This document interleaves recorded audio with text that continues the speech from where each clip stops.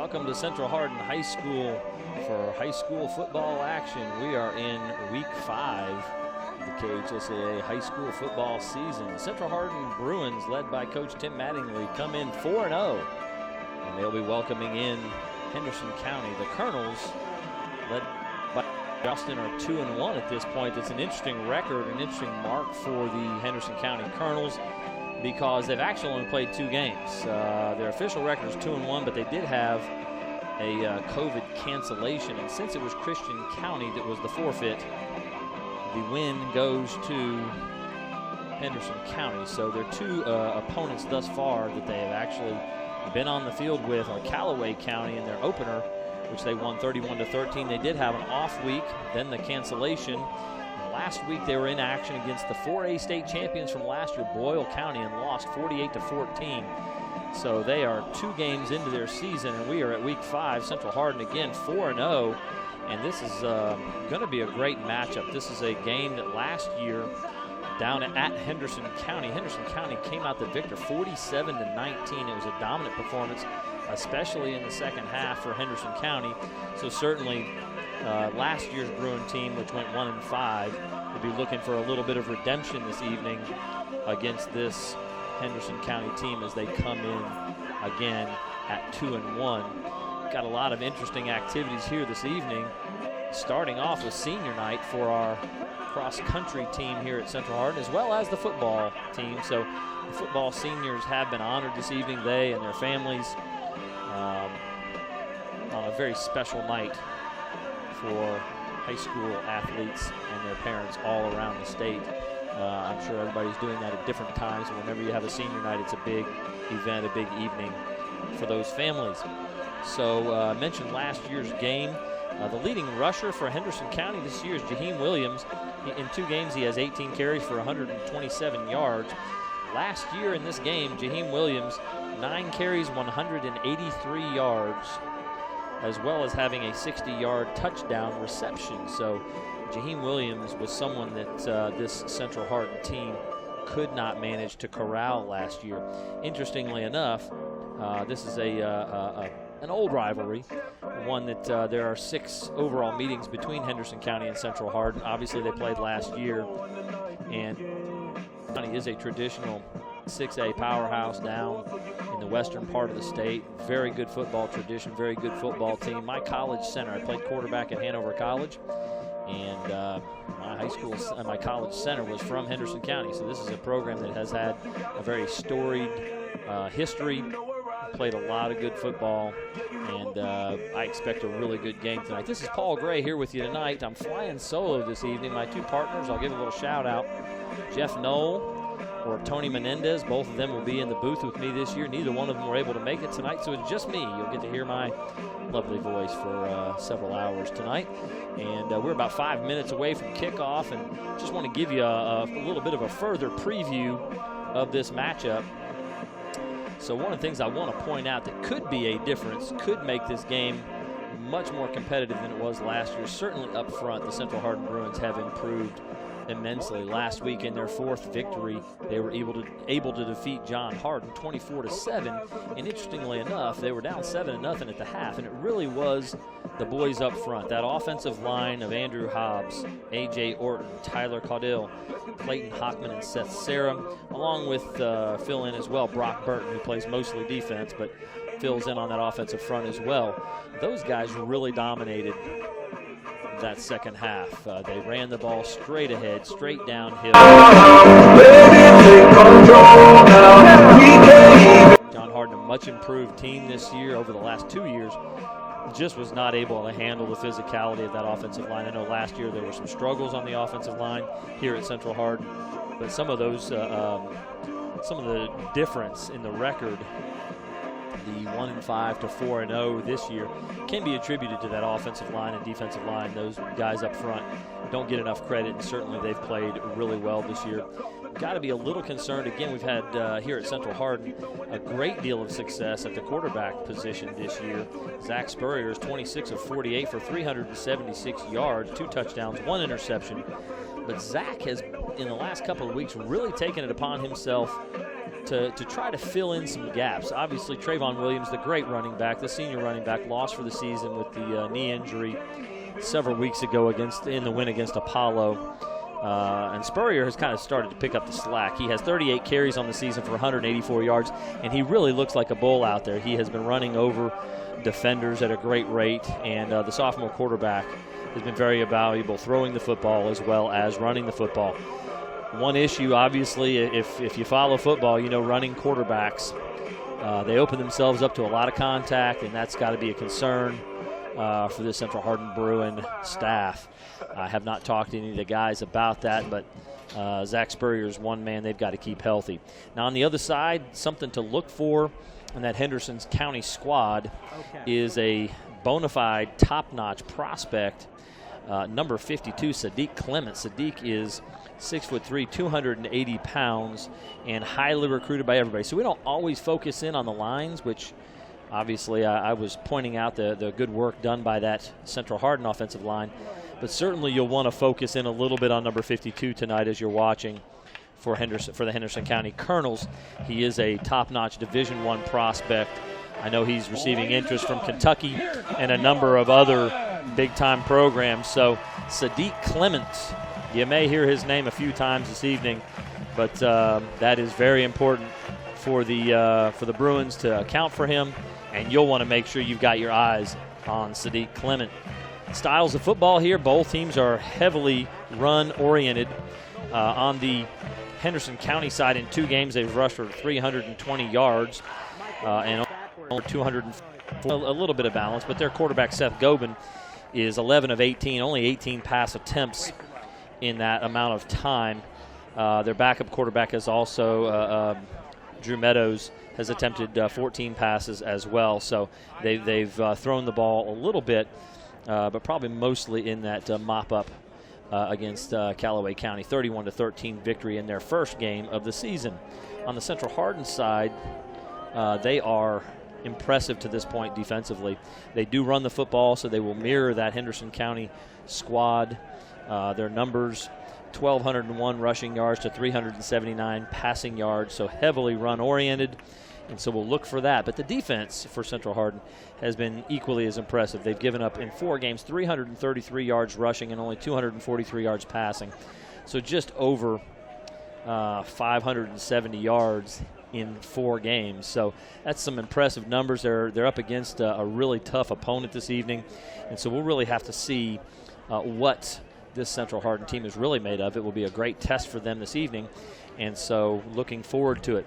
There's just 25 seconds till kickoff, and it is Case Van Blyenberg, the kicker for the Bruins, who is back. He was out for a week with a sprained ankle. He is on our soccer team, had a little sprained ankle, and he will be doing the kicking duties. Number 38, Case Van Blyenberg, and so he is about ready to kick this thing off. To kick off for Central Hardin.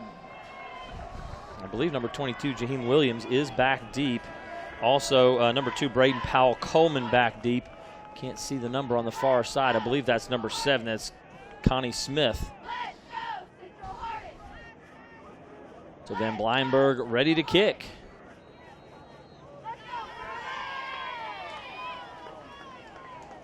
And the game is underway. Van Blyenberg kicking it deep, and that will travel into the end zone for a touchback. And the Colonels will take over at the 20-yard line at their own 20. Great kick by Van Blyenberg. Good to see him looking at full 100% on that kickoff after a ankle sprain. It was his kicking leg that the ankle sprain occurred. There was some swelling and some concern over that. He's obviously ready to go tonight and fires the first one deep into the end zone. So in the shotgun formation here, 4 wide receivers. Number 10, Seth Gobin at quarterback. You'll see a 4-man front with 2 deep safeties to start the game for this Central Hardin squad. It's number 34, Turner Mattingly, is going to go over to the other side to the left and give Henderson County a trip. No, he's going to come out of the game. So Mattingly, one of the leading receivers for this squad, is going to have to come off the field. I'm not sure what happened, if there's blood on the uniform or if there's a uniform violation of some kind. He'll be replaced by number 23, Keaton Scales. Number 15, Jordan Wright, the second leading rusher, is in the game next to Gobin. Gobin looking to throw, under pressure. Hobbs almost there. That's Adam, almost had him. And Andrew will clean up after, I believe, about a 2-yard gain. So Gobin will get 2 yards on the carry. Andrew Hobbs makes the tackle. Adam Hobbs was putting the pressure on from his left defensive end spot. Couldn't quite turn the corner to get there. 2 to each side, receivers looking to give inside. Tackle's going to be made by Adam Hobbs after about a 3-yard gain there. The give was to number 15, Jordan Wright. I'm not sure where Williams is on this first series, but that's Jordan Wright on the carry. And he'll pick up, I believe, 3 on that. We'll bring up 3rd down and 5. Gain of 3, 3rd and 4 at the 26. So they are at the 26. So they gave Gobin 3 on the first down carry. And so 3rd down and 4. Number 7, Connie Smith, way out to the right. 2 backs now with Williams and Wright in the backfield. They're going to give to Williams off the left side. He's going to break some tackles. Look at the speed. Way down the field, a big gainer. About a 15-yard carry for Jaheim Williams on his first carry of the ball game. So he averaged 20 yards a carry in the last year's game against Central Hardin. And he'll run that one all the way out to the Colonel 43-yard line. 1st and 10 for the Colonels at their own 44. 1st and 10 from the 43, left hash mark. Number 23, Keaton Scales, checking back into the game. Two backs again with Williams and Wright in the backfield. They're going to give to Wright this time off the right side. Nothing there, stacked up. It looks like number 30, who's Easton Link, was there. Caden Ferguson there, 79 for Central Hardin, was also in on the play. Gain of 1, 2nd and 9. At the 44. 79 is Clayton Hockman, who also plays on that offensive front. So Hockman makes a play there, a 1-yard gain for Wright on that carry. 2nd down and 9 from the 44. Again, they're going 2 backs, shotgun formation, 2 receivers to the right, 1 to the left. It's going to be Jaheim with the ball again. This time again, Tucker Walters there, but the pile gets pushed forward, and Jaheim Williams will pick up about 4 on that one. Mason Gardner in on the stop. Gain of 4. So 4-yard carry for Williams on his second carry. He'll bring up 3rd down and 5 for the Colonels. Fans on your feet, it's 3rd down. Big 3rd down here, 9:16 to go in the first quarter. Gobin communicating with Jordan Wright. He's going to throw the football on 3rd and 5. There's pressure coming. He's going to duck it and run. He's got space. He's going to pick up a 1st down. The tackle made. Very good tackle. Carter Robinson on the tackle. But a big carry there. A pickup of 10 yards for Seth Gobin. So Gobin has carries of 3 and 10. And number 41, Adam Hobbs, coming around the edge. Again, had an opportunity to get there. Acted like he thought he was being held. He could not turn the corner to get to the quarterback. And Gobin steps up in the pocket and runs for a good 10-yard gain. 1st and 10 now from the 41-yard line of the Bruins. The give, actually read option, and Gobin's got it. Breaking into the open field. Tracked down from behind. That's Nolan Goodman making the tackle. Big carry there from the 41 down to the 23. An 18-yard gain. So Gobin doing damage on the read option there. He's going to fake the wide stretch play to Jordan Wright and keep it himself up inside, kind of between the guard and tackle, maybe off tackle gap, wherever he finds that crease as the defensive end widens to play that wide handoff look. Shift to the right side now. They're going to throw the football, throwing it down the field. That ball is up for grabs. Oh, man. Carter Robinson and the receiver, who's number 7, Connie Smith, both jumped way too early. Either one of them could have had that if they had timed their jump correctly. The ball was a floating duck, and the first attempt at a pass by Seth Gobin goes for nothing. So that was not a very good looking throw. Maybe that's why they've only thrown it 18 times on the season. But honestly, if a ball is just tossed up in the air like that, you've got to expect your defensive backs to ball hawk that thing and go get it. So Carter Robinson was in great coverage, but just jumped early, mistimed his leap, and nobody comes down with it. 2nd down and 10 now. 2 wide to the left, tight wing to the right in the slot. Gobin going to look to his left to throw. He's under pressure again by Hobbs. Hobbs is all over the place in the backfield, and several of the defensive linemen will get there. That will be a sack and bring up, I believe, a 3rd and 11 after a loss of 1. A loss of 1. Bruin fans, on your feet. Again, that was number 79, Clayton Hockman, I believe, on the sack. He was about the 3rd man there as Adam Hobbs was there, unable to get it. Tucker Walters was in pursuit, but Hockman was the one that was able to actually get his hands on Gobin and bring him down for the sack. So Hockman picks up a sack on that play there. 3rd down and 11 now. Bruins have an opportunity. We're seeing this shift to try to get the defense out of position. They're going to give it to Jaheim Williams. He breaks off of a tackle. Somebody else has got a hold of him. It's Mason Thompson there after several defenders were eluded. Mason Thompson making a big tackle. I think this is 4-down territory. So a 4-yard gain by Williams will bring up a 4th and 7. And quickly the Colonels are ready to go again, trying to draw the Bruins off sides. That's why they got in formation so quickly. 6:43 to go as we're halfway through the first quarter, and the Colonels still have the ball. 2 guys in motion at the same time. They're going to have to both be set. They are. Gobin looking to his left. He's got a quick hitch. Throws it just a little high. Incomplete, and the Bruins will hold and will take over on downs. That was number 7. Connie Smith was the intended receiver. Ball was a little high. It hit him in the hands, so it would have been a great catch. Unable to do it. The Bruins will take over 1st and 10 from their own 20-yard line. So a good stop. Big series for the Bruins to be able to get off the field there. A lot of success from that Henderson County offensive team moving the ball down the field. They'll start in the shotgun. Will the Bruins, tight end wing right, double wing formation.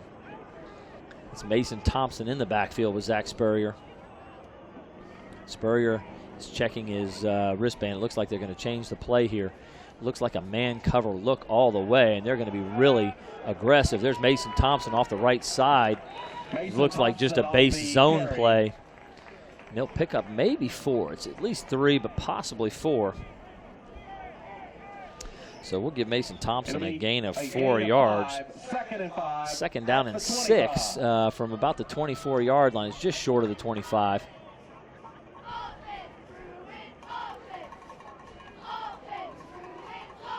Bruins waiting for the signal from the side. 5:56 to go here in the first quarter. 4 wide. We got 2 tight wings, 2 wide receivers. Mason Thompson to the right of Zach Spurrier. He's going to give again straight ahead, and that'll be another 2 yards, maybe 3 that time. I'll give Thompson 3, and it'll bring up a 3rd down and 3. So looked like some straight ahead blocking on the inside zone play there. I did not see a guard pulling and trapping. It's possible that was a trap play straight ahead. Did not see that action. Easton Link, number 30, was playing wing back. He's checking out. Braden Robbins will check in. A lot of times they want to throw the football to Braden Robbins, the big target at wing. 3rd down and 3 to go. Spurrier will take it. He is going to throw to Robbins out to the side on the quick flat route. They're going to actually lose 2 yards on the play. So the first throw is a completion, but it's a -2 gain, and it'll bring up 4th down and 5. So they wanted to run the outside defender off on a straight go route from the wide receiver. That was Carter Robbins, and then have Braden Robbins, Carter Robinson, and Braden Robbins in the flat. And the linebacker did a great job running him down and making that tackle before any damage could be done. So I did not get the number on that linebacker. We'll make sure we get to know some of these defenders for the Henderson County Colonels. Robbins is back to do the punting duty. Good kick. It's away. That's one of the better ones I've seen him kick end over end. And again, it's number 15, Jordan Wright, to take the fair catch. The ball will be spotted at their own 37-yard line. So that's where the Colonels will take over with 4:19 to go here in the first quarter. So quick moving first quarter. Both teams running the football primarily. Have not had a penalty yet, which was a big problem for both John Hardin and Central Hardin last week in that game. But when you have a lot of running of the football, you don't have penalties, that clock tends to wind, and so it moves quickly. It's stopped for the change of possession. We're back with the Colonels on offense, and we'll see what Coach Boston has in store for us. Trips formation this time to the left. They're going to throw the quick screen to Connie Smith. Number 7's got the ball and trying to make a run with it. Not a bad gain. Nolan Goodman there, along with Caden Elmore, to make the tackle, and it's about a 5 or 6 yard gain on the pass play. A gain of 6, 2nd and 4. They're going to give him 6 yards up to the 43-yard line. I'm going to give him a 5 yard gain. It'll be 2nd down and 5.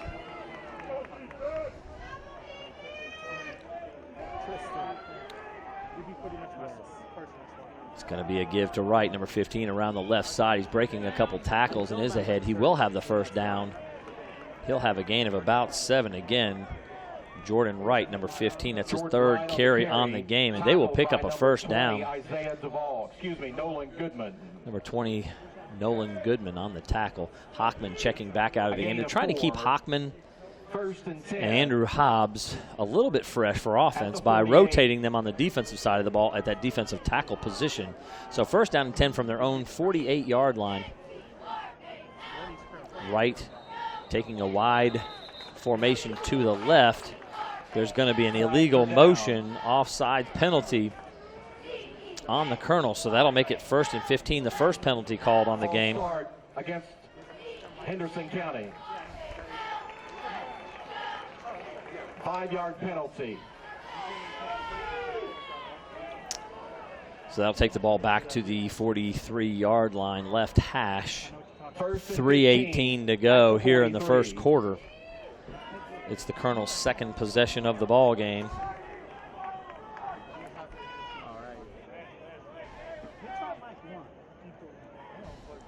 Gobin ready for the snap. Now wide motion, and they're going to throw the running back screen out to the right. There's some good blocking, but I think there's a hold called. About a 4-yard gain to Jordan Wright on the screen, but there's going to be a holding call. So the 2 wideouts to the right were tasked with blocking Caden Ferguson and Carter Robinson, the outside linebacker and the corner for the Bruins. And I believe it was Ferguson that was held by the slot receiver, so that'll go back even further now. It looks like they're going to spot the ball at the 31-yard line. So that's going to be 12 yards in distance. Remember, that is a spot foul, so obviously that foul happened in the backfield.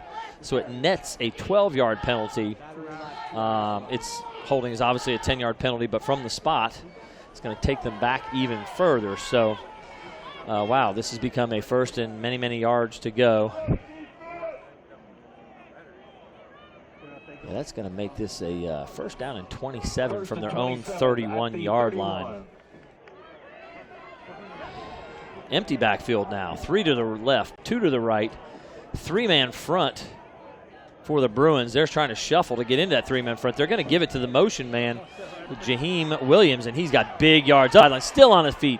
Run out of bounds after a gain of about 21 yards. Jaheim Williams gets it all back on one quick carry. So the confusion on the defensive side of the ball to get lined up against the empty backfield. And then they went with some motion from Williams, who was the right slot. And basically that's a jet sweep. And with 3 receivers to the left, they had a lot of blockers to the left.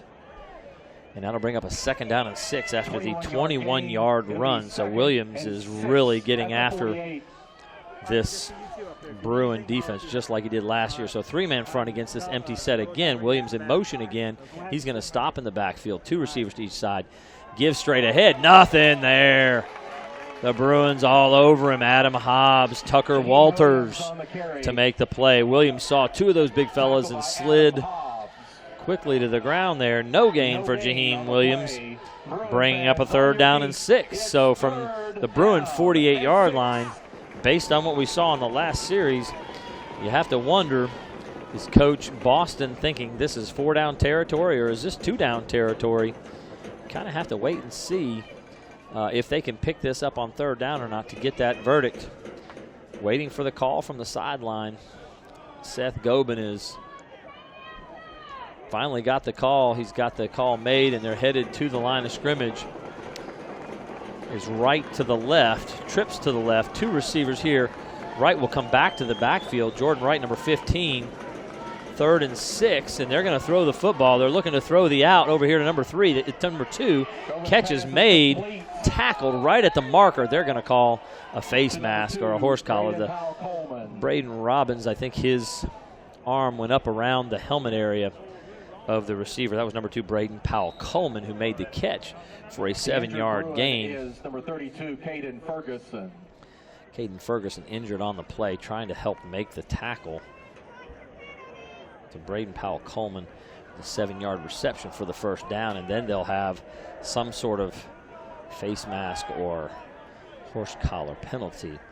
It looks like it's Caden Ferguson down on the field right now. Again, as I mentioned, they are helping him up right now. I'm not sure leg, arm, what we had. I don't see him favoring anything too much right here, but he will have to come out for a play at least. Not real sure what the injury was because he was rolling around pretty good there, but now he seems to be okay, so hopefully that's good news for the Bruins and Caden Ferguson. Face mask call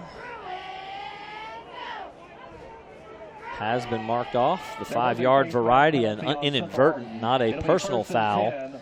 So 1st and 10 for a Henderson County. Colonel's 2 wide to the left. Again, it's Jordan Wright in the backfield. And again, there's a shift made. It's number 34, Turner Mattingly on the shift. High snap, struggling to get it. Gobin trying to make something happen. Number 11, Blunt, is there to help make the tackle. Good play for the Bruins. A mistake on the snap there. And Easton Link is there. Number 11, Lamarian Blunt, was also in there from his outside linebacker position to help make that play. So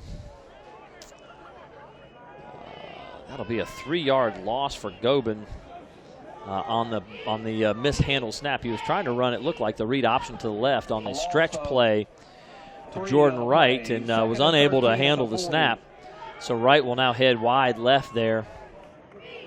Again, they're going to, oh my goodness, end-over-end pass. Great play on the outside. Nolan Goodman. They throw the quick screen to Wright, and that will be a loss of about 5 yards. Nolan Goodman making the big play.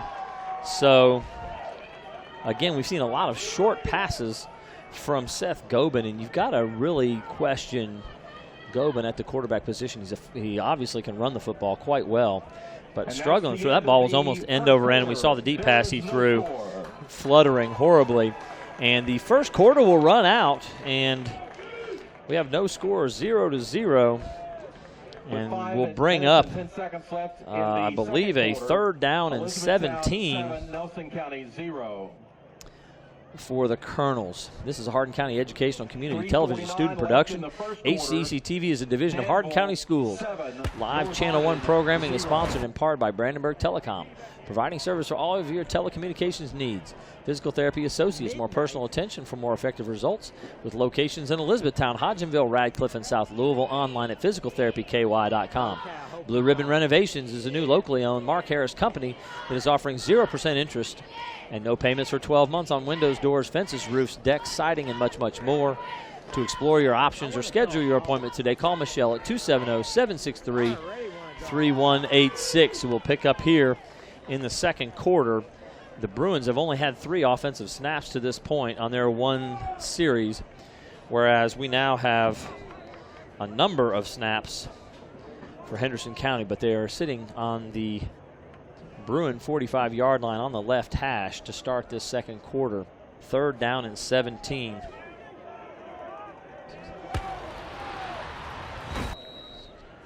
Right now they have 16 offensive snaps to our 3, so that could end up wearing on this Bruin club if they can't maintain possession. He's going to throw it deep on 3rd and 17. It is another floater. Opportunity there to go get it. The ball is going to come down incomplete. Carter Robinson and Caden Elmore on the coverage, and that ball was, again, up for grabs. So anytime Gobin's going to throw it deep, it's going to be an opportunity, if there's decent coverage, to go get the football, because there's not a lot of zip to it, not a lot of accuracy, and the ball is wobbling pretty significantly. So it's an opportunity for that defensive secondary to go get a ball at some point during the game here. So that'll bring up 4th and 17. For the Colonel. Back to punt.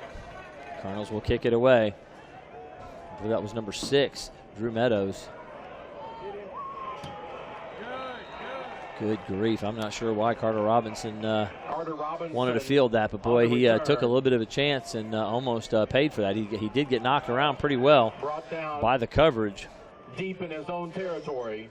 The Bruins will take over, but they will take over with poor field position. I believe they're going to start at their own 9-yard line. So 1st and 10 from the 9 on the left hash mark. Again, at this point here in the second quarter, only 3 offensive snaps. They need to get something going here to give that defense a little bit of time to recover and get their breath here. So heavy set to the left. They're going to fake there. It's going to be Spurrier on the keeper, and he's going to drive ahead for maybe 3 yards. Spurrier on the keeper. Tackle made by number 32, Travis Kellen. They're only going to give him 2 yards on the carry. It looked like he'd been pulled forward significantly. 2nd and 8. And so Spurrier's first carry of the game, 2 yards, 2nd down and 8 now. The play coming in from the sideline. This is a big defensive front there for this Henderson County squad. Big number 67 in the middle, Bryce Tapp. Again, number 52 is Sadiq Clement. Haven't called him much because he's on this defensive side of the ball.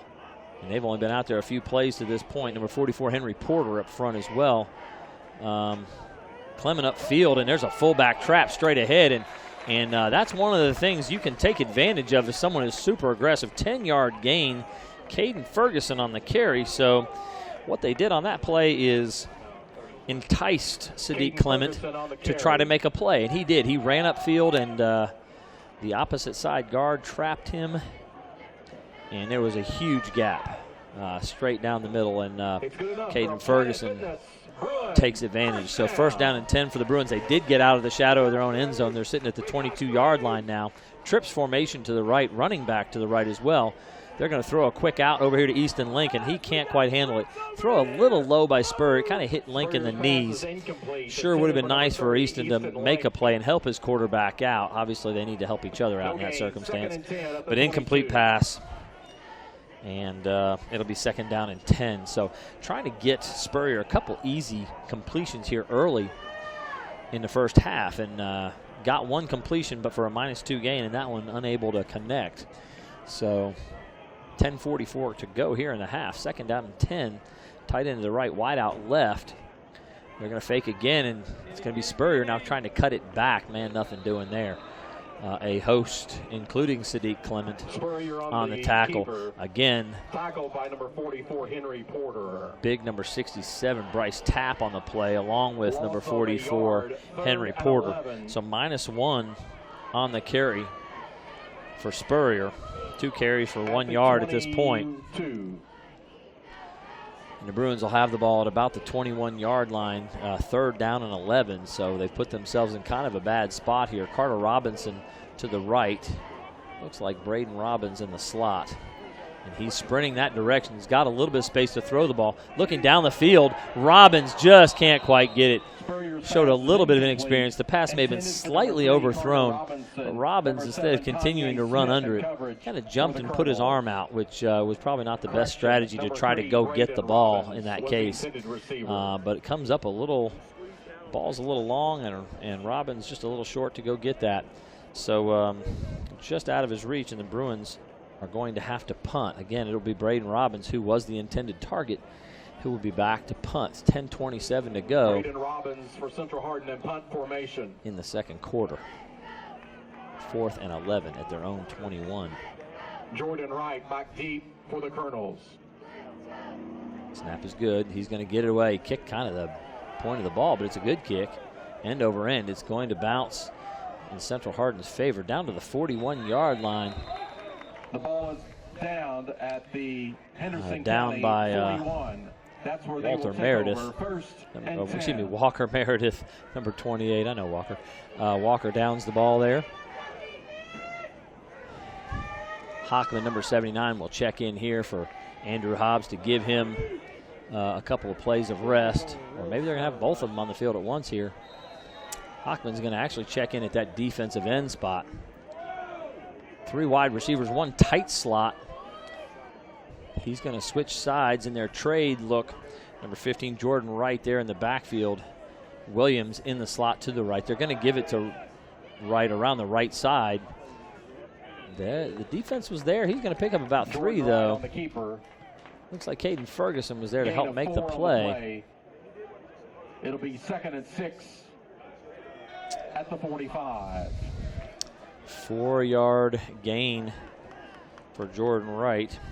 He's got 15 yards on 4 carries at this point.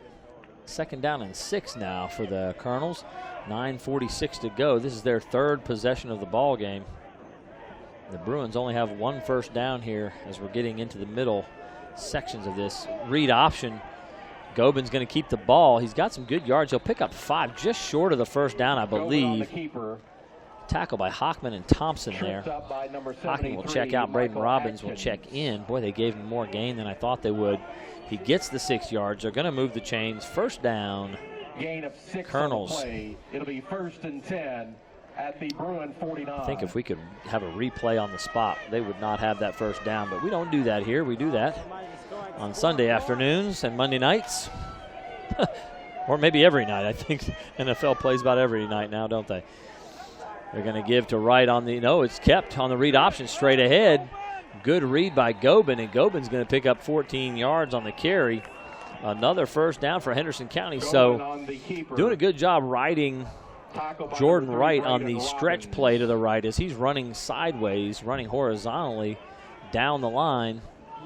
Quarterback's going to ride him and watch the defense. And mostly when defenses see that, they're going to widen out.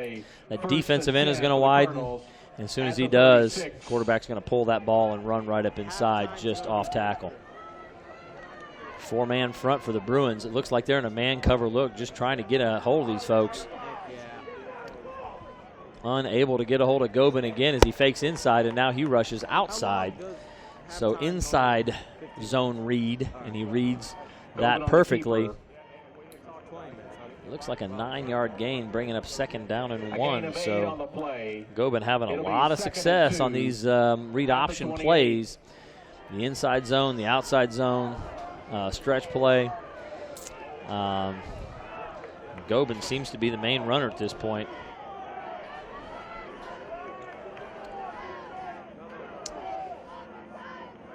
They're going to run toss sweep out wide to the right. There is a flag. Boy, good job in pursuit as they try to run toss sweep into the sideline, into the short side of the field. There is a flag down. It could be a hold on the edge. This may back up the Colonels. And it will. So that will likely be somewhere near the line of scrimmage. So it's going to bring up a 2nd down and 11 now. So I don't know that they had gotten the first down anyway. A really good play on the outside over there. Hobbs was there. It'll be 2nd and 12. I believe Ferguson was there.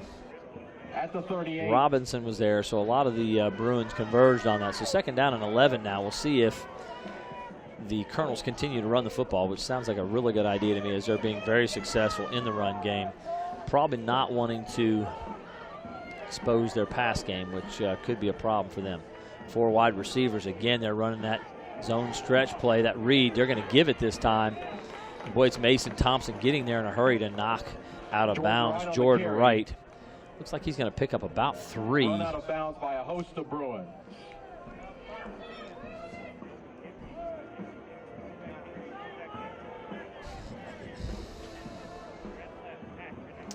LeMarion Blunt checks in. Braden Robbins checks out. 3rd down and 8 for the Colonels. And so this is a big down for the Colonels. 7:32 to go. It's still 0-0 in a defensive struggle at this point.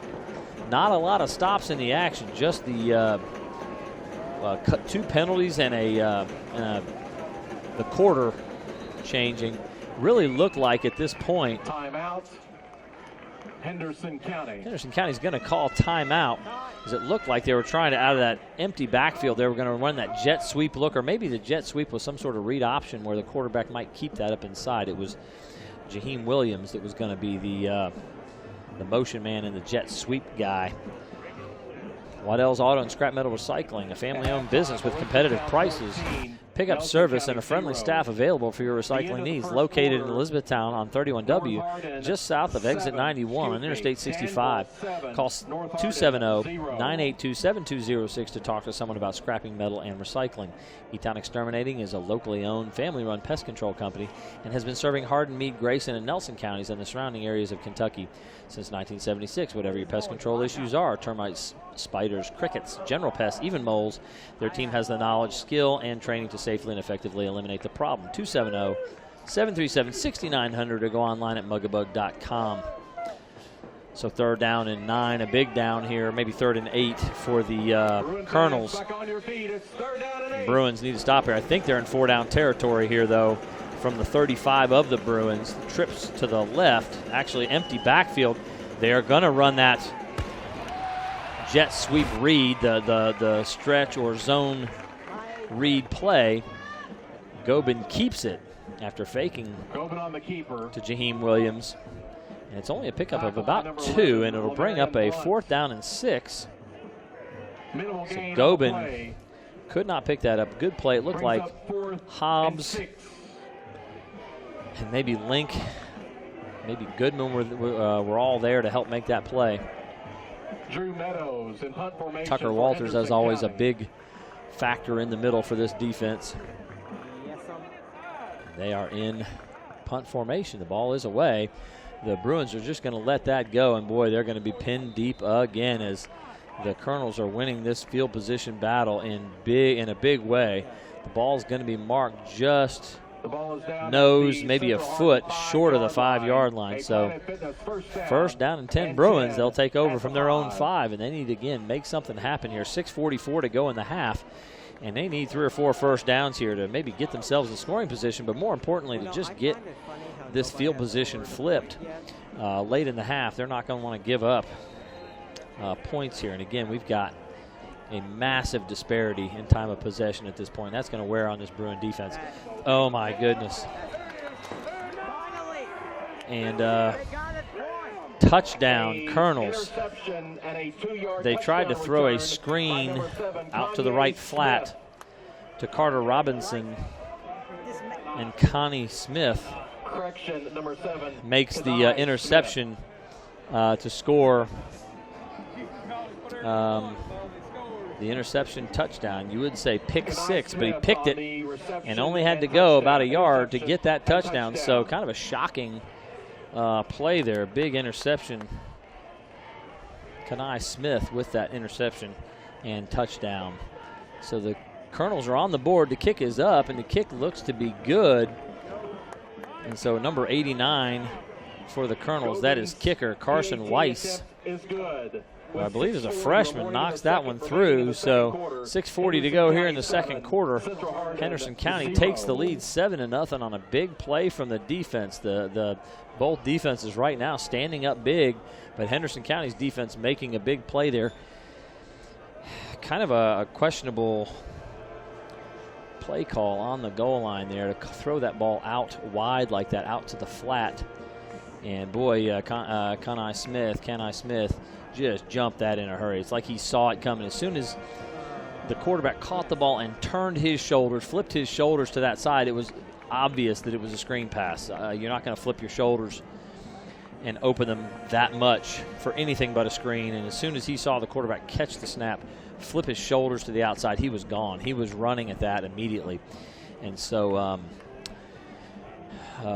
rough way to give up a score here and to be down 7-0. for this Bruins squad. West Point Bank has 5 offices located in Elizabethtown, Radcliffe, Upton, Glendale, and West Point. Or find us online at westpointbank.com. Let us help make life simpler. West Point Bank, hometown banking made simple. Carson Weiss will kick off. He'll kick it to one of the upbacks. I believe that's, I was going to say Goodman, but it's not Goodman.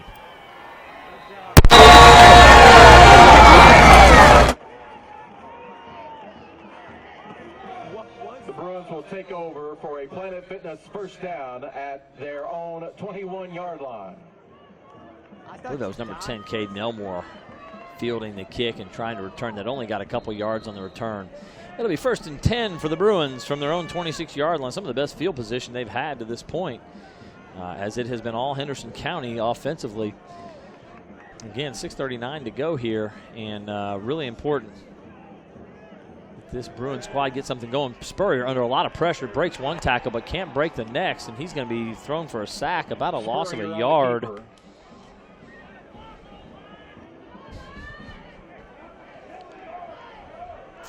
So they went to the pass on first down. Not a bad option here out on the field.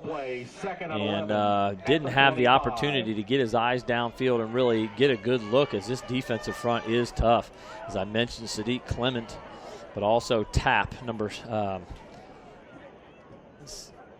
67 there as well. They're going to give straight ahead this time to Thompson again on the fullback trap. Big yards for Thompson. He's going to pick up about 14 yards and a first down out to the 40-yard line. So they have found some success. They're going to spot it, it looks like, at the 39. A gain of 14 on the play. That is a so we're going to call that a 14-yard gain for Mason Thompson. So an important first down carry. 2 backs in the backfield, tight end left. They're going to give on some sort of cross-buck look or counter look. And, man, that defensive front was all over them. Sadiq Clement, number 52, there to make the play. Also number 59, Harrison Shaw, defensive lineman in there to help make the play as well. So 2nd down and 10 as Goodman unable to get anything going on that carry. Trying to get straight downhill. I think that time just some sort of inside zone look. Terry Brooks out wide to the right. Robinson out wide to the left. Thompson in the backfield.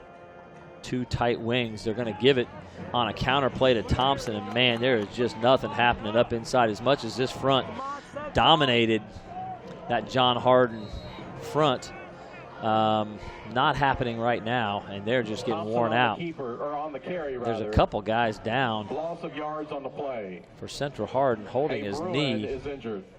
Number 74, A.J. Orton, is down on the field. Number 67, who's the big defensive tackle, Bryce Tapp, kind of came running out like he wasn't feeling well either. But he'll be back on the field. So we've got an injury timeout, which will bring up 3rd down and 11 on the 1-yard loss there on the attempted counter play. This is an HCEC-TV student production.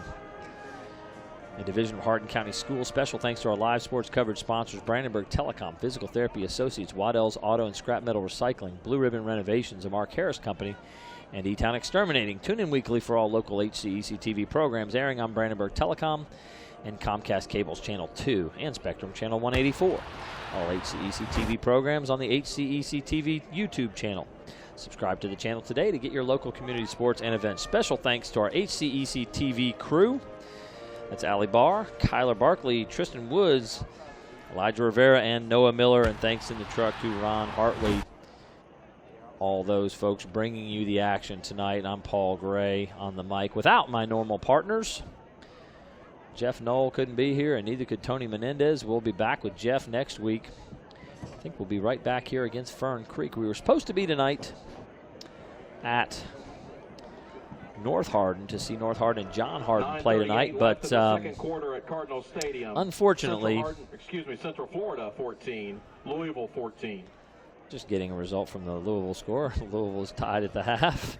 Some of you at home may be flipping back and forth to that one as well. They're playing Central Florida, but John Hardin, I guess, had to have a COVID cancellation, and North Hardin is now playing Danville. At Danville. So we were supposed to be at North Hardin this evening to see that great rivalry matchup. I don't know if they'll be able to get that rescheduled. It's very, very difficult to get at this point in a season on someone's schedule to get something rescheduled. It's a shame that we will not have that great rivalry, John Hardin and North Hardin, this year, but it is something that fans look forward to on the north end of the county a great deal. So we have A.J. Orton down on the field, and I've got to be honest with you folks, looking at how they're dealing with A.J.'s right lower leg, this is not good. You know, when I saw Mr. Tapp, number 67, Bryce Tapp, the defensive tackle, run out of there in a hurry, I thought he was hurt. But honestly, I'm really starting to understand right now that Bryce probably knew what was going on. He had seen something there, and I've seen I believe AJ's mother come down toward the field to see what's going on.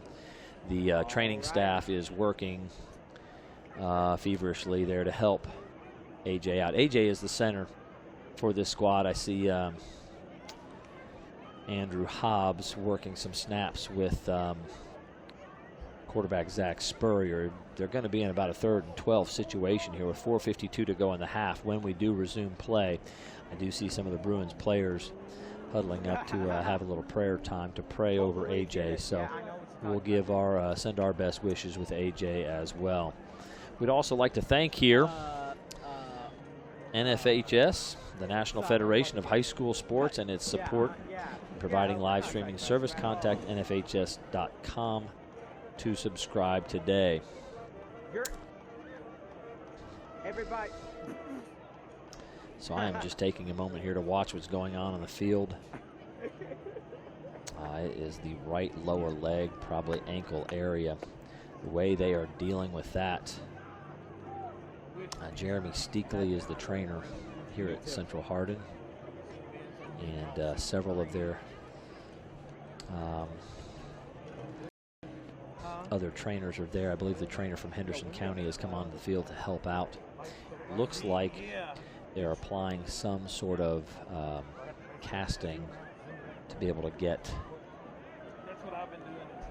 AJ's leg stabilized. Whether that's air cast or some sort of splint, I cannot see from this distance away. But that is quite an injury to a very important Bruin on this offensive front. They are already, I'm looking on the sideline here, already down another one of their linemen, number 72, who I mentioned before the game. I had forgotten he was injured at John Hardin last week. I did not know how serious that injury was, but he is not in uniform. Brock Burton, number 72, one of the senior leaders of this offensive and defensive line. And now number 74, A.J. Orton, down on the field. So we've got a couple of Bruin linemen out. Obviously, Trayvon Williams, number 2, has also suffered a season-ending knee injury. So the injury problems beginning to pile up for this Bruin squad. You know, interesting kind of side note, I've just watching the NFL the last several years, it seems to be that the team that wins the Super Bowl, well, they usually have Tom Brady on their team, but it usually ends up being a team that is both a good team and a healthy team at the end of the year. And so the Bruins here are starting to struggle a little bit with this group. They are going to help A.J. Orton up. He does have some casting on that leg. They're going to get a couple guys to come out and help him get off the field. Number 74, A.J. Orton. So Jeremy Steakley, the trainer,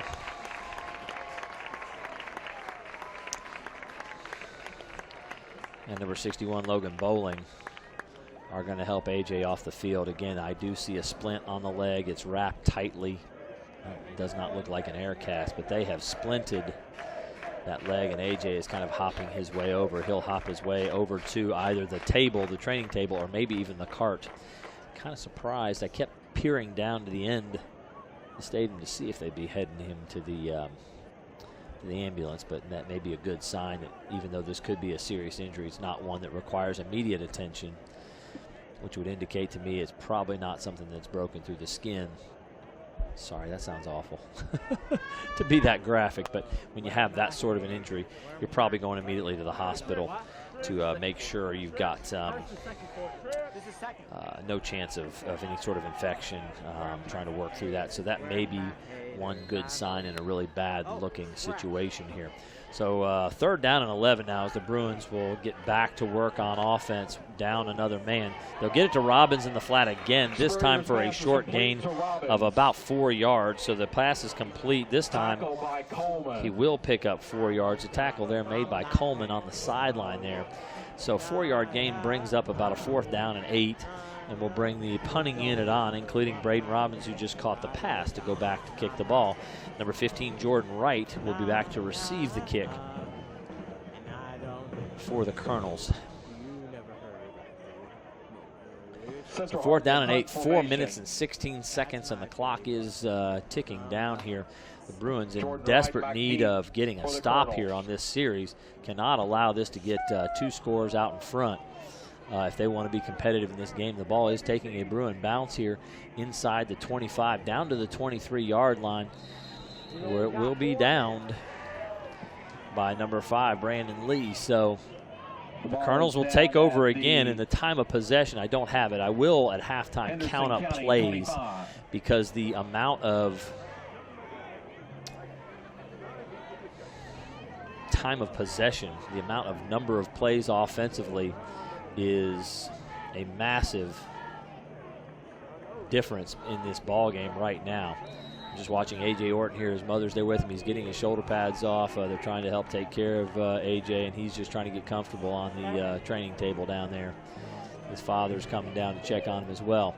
So they're going to shift their formation, a 4-man front for the Bruins. They're going to run that wide zone play, the stretch play. Stuffed by Mason Thompson. Big play by Mason. He will throw the runner, Jordan Wright, for a big loss there. Looked like more of about a 5-yard loss. They're going to only make that about a 2-yard loss. And so that'll bring up a 2nd down and 12 play. Great play by Mason Thompson. Obviously drove Jordan Wright back, and that's looked like about a 5-yard loss. But they're going to give him his forward progress on the play. 2 wide receivers to each side. Wright is changing sides now. They're going to run the zone read. Quarterback keep this time up inside. He is stuffed as well, as the Bruin front starting to have a little more success against this running attack on the first 2 plays here. A number of Bruins in on that tackle. He'll pick up about 2 yards to get back to the original line of scrimmage. It'll be 3rd down and 10 with 2:54 to go. This is a huge moment for the Bruins. They need to get this stop here and get the ball back before half. Not allow this Henderson County Colonels team to continue to move the chains and run the ball. They've gone to a 3-deep coverage look. More guys in the box. The Bruins, 8 guys in the box. They're going to run a little bootleg action here, looking down the field. But Gobin's got room to run. He's going to be run out of bounds before the 1st down. A pretty big pickup there, but I believe it's going to be a pickup of 8, bringing a 4th down and 2.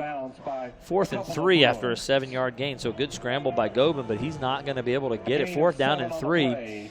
And the punting team will come on for the Colonels. I'm sure the Bruins will be a little leery here with 4th and short. I know deep in their own end you wouldn't think Henderson would go for some sort of fake, but certainly is possible. 2:24 in punt formation. The ball is away. Robinson back to field the punt. It's going to bounce, and it will be downed at the 43-yard line. Just for an update, folks, EMTs with the ambulance have now brought their stretcher over to get A.J. Orton. And Nolan Goodman there patting his friend to give him a little bit of support. So A.J. Orton obviously has suffered a serious injury, and they'll be trying to get him taken to the hospital for attention here soon. He looks like he's doing okay and in good spirits for the injury. All right, tight end to the right. 2 wide receivers. It's going to be Spurrier straight ahead on basically just a quarterback lead. Back leading him straight up into the hole.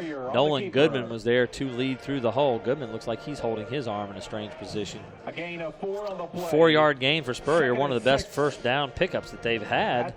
other than a couple of runs, Goodman's going to check out of the game as he's holding his arm kind of funny. Maybe a little bit of a concern there for Nolan Goodman as well. Two backs in the backfield, Brooks and Ferguson. They're going to fake to Brooks, and it's going to be the quarterback zone, and, man, nowhere to go. 5 defensive linemen in the backfield immediately. 23 was there, Keaton Scales.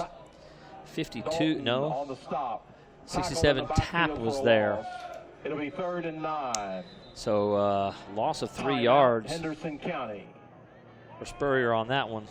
They have 1 timeout remaining. Again, they were trying to, just like Henderson County has done with the read option, they were trying to fake the outside stretch play to Terry Brooks to the left. They had the formation set that way and have Spurrier pull that and try to turn that up inside. And, man, there was nothing there except a sea of white jerseys. This is a Hardin County Education and Community Television student production. HCEC-TV is a division of Hardin County Schools. Live Channel 1 programming is sponsored in part by Brandenburg Telecom, providing service for all your telecommunications needs.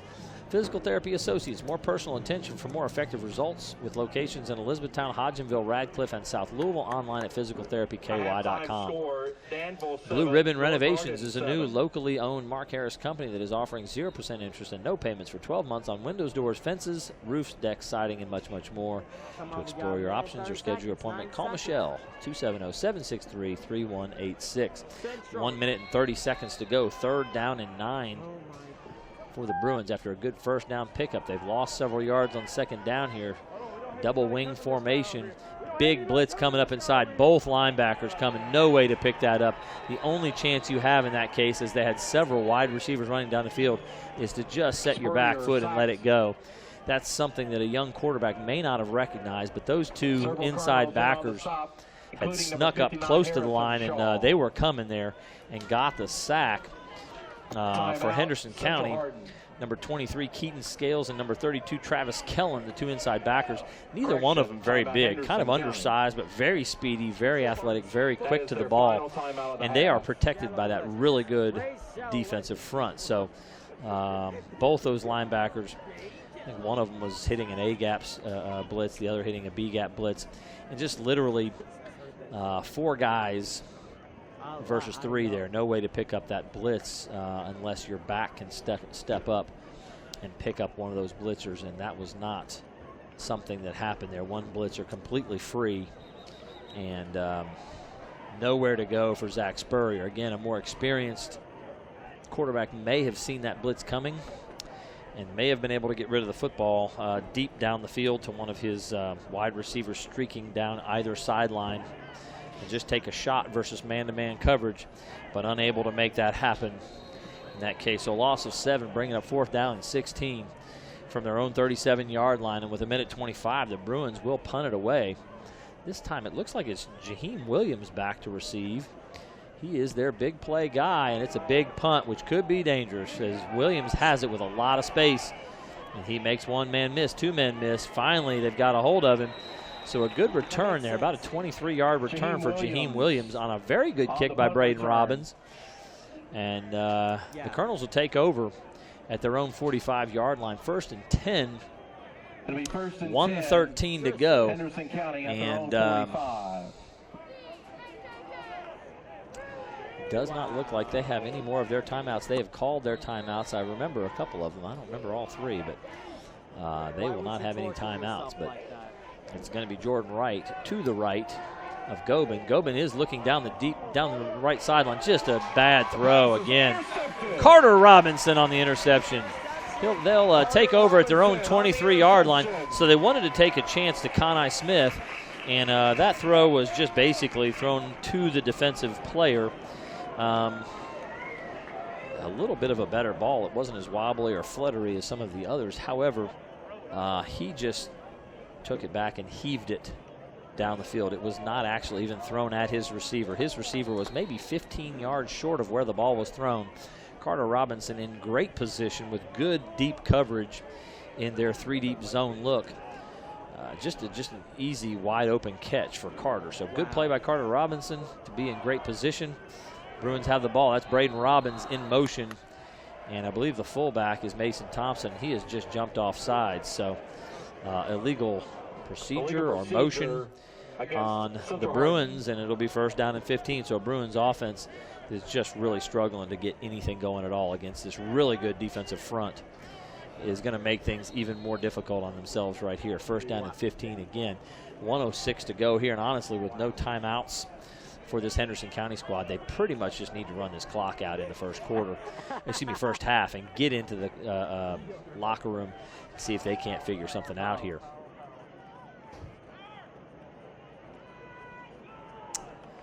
Good job by Terry Brooks breaking a tackle. He's outside trying to get some more room, and he's going to have a big gainer there.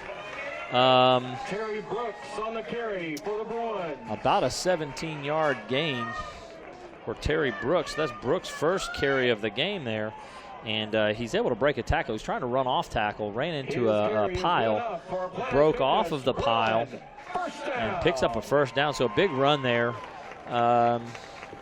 which should allow this Bruins squad to run this clock out here. Carter Robinson is going to be wide to the right, tight end to the left. Braden Robbins in the slot, two backs there. The give is to Thompson off the left side this time. And number 30 was on him in a heartbeat, maybe a yard gain. Number 30, Luke Dalton, on the tackle there. So, again, this Henderson County defense has been staunch. They are not giving up anything. 2nd and 9. At the 33.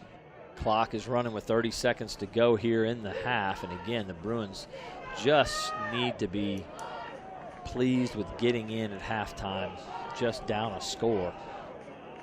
19 seconds, 18 seconds. The Bruins will have to snap the ball again. It'll be Spurrier following Mason Thompson straight ahead for about a 3-yard gain. So Thompson had one on the previous carry. Spurrier with 3 yards on that carry. And that ought to run it out. Down to 3 seconds. The clock is running and running and running. And we go into halftime with the visiting Henderson County Colonels 7, Central Hardin Bruins 0. We have a defensive battle brewing here. And I will be back in about 12 to 15 minutes for second half action and some stats from the first half. If you'd like to stay seated, you can watch the... Welcome back to Central Hardin High School, where the halftime score is 7-0. The visiting Henderson County Colonels in the lead, and we've had ourselves a very interesting first half, low-scoring defensive battle. In fact, the 7 points scored by the Henderson County Colonel defense on a 2-yard interception return for a touchdown. More bad news, it looks like, for the Central Hardin squad here. I'm seeing Nolan Goodman sitting on the side here being tended to as well. Got a cold pack around his neck.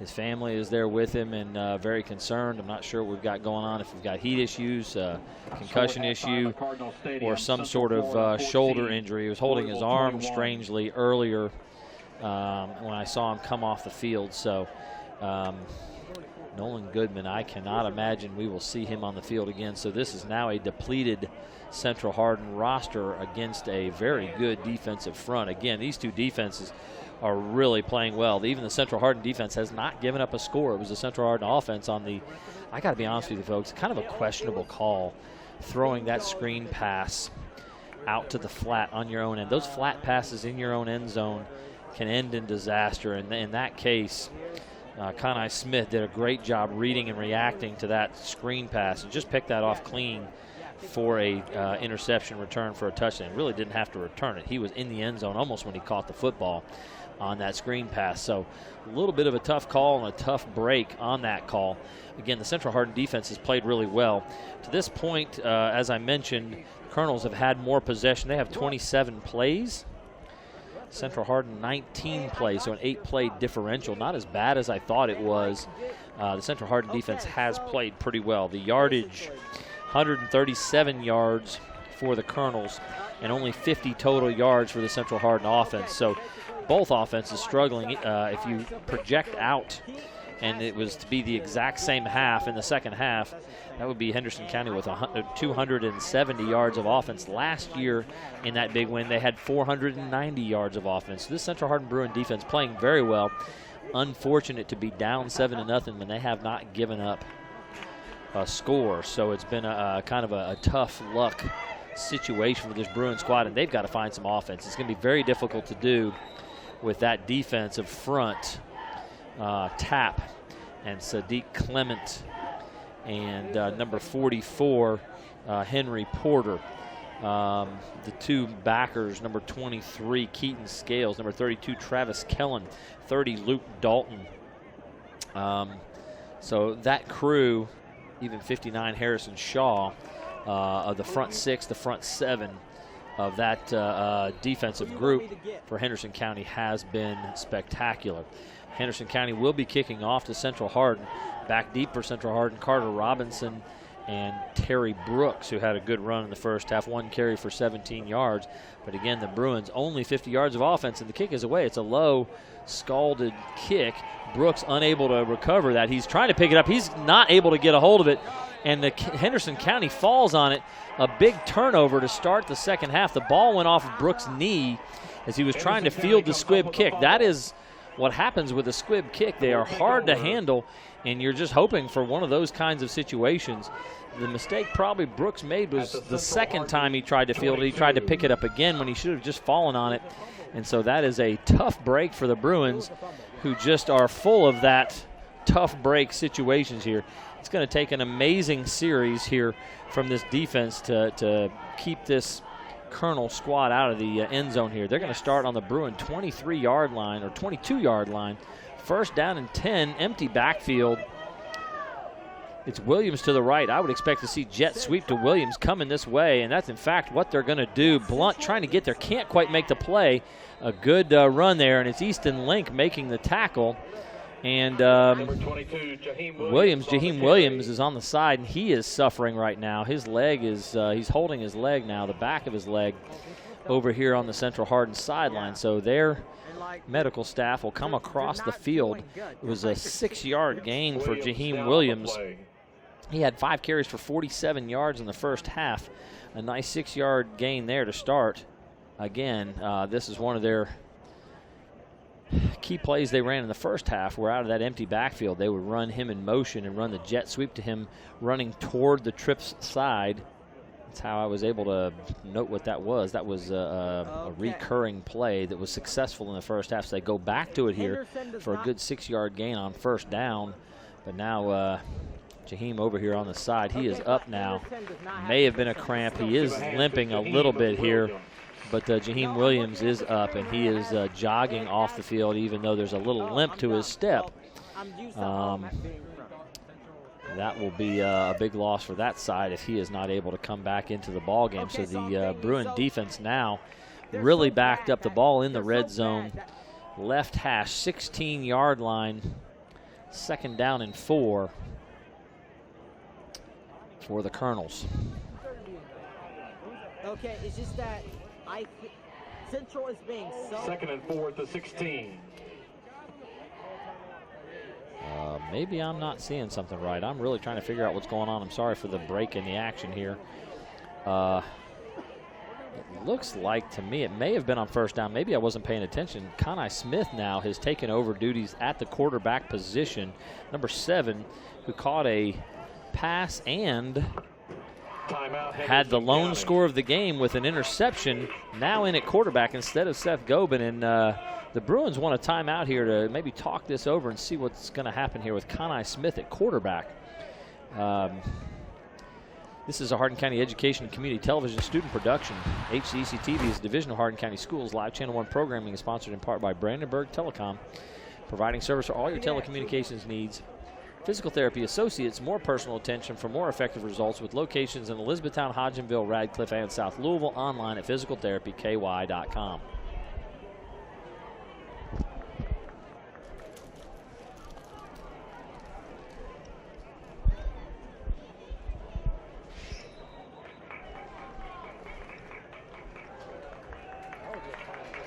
So second down and 4 now. The Colonels will take the field again. Conai Smith again at the quarterback position. I don't know if this is a wildcat look or if they're just going to go to him at this quarterback spot for the second half without the offense scoring any points in the first half. He will be taking the snap with Jordan Wright to his left. Wright will take the direct snap and run around the right side. And boy, Lamarion Blunt just blasted him there. Can't tell. I think he's just short of the first down. Maybe picked up 3. It'll be third down and 1.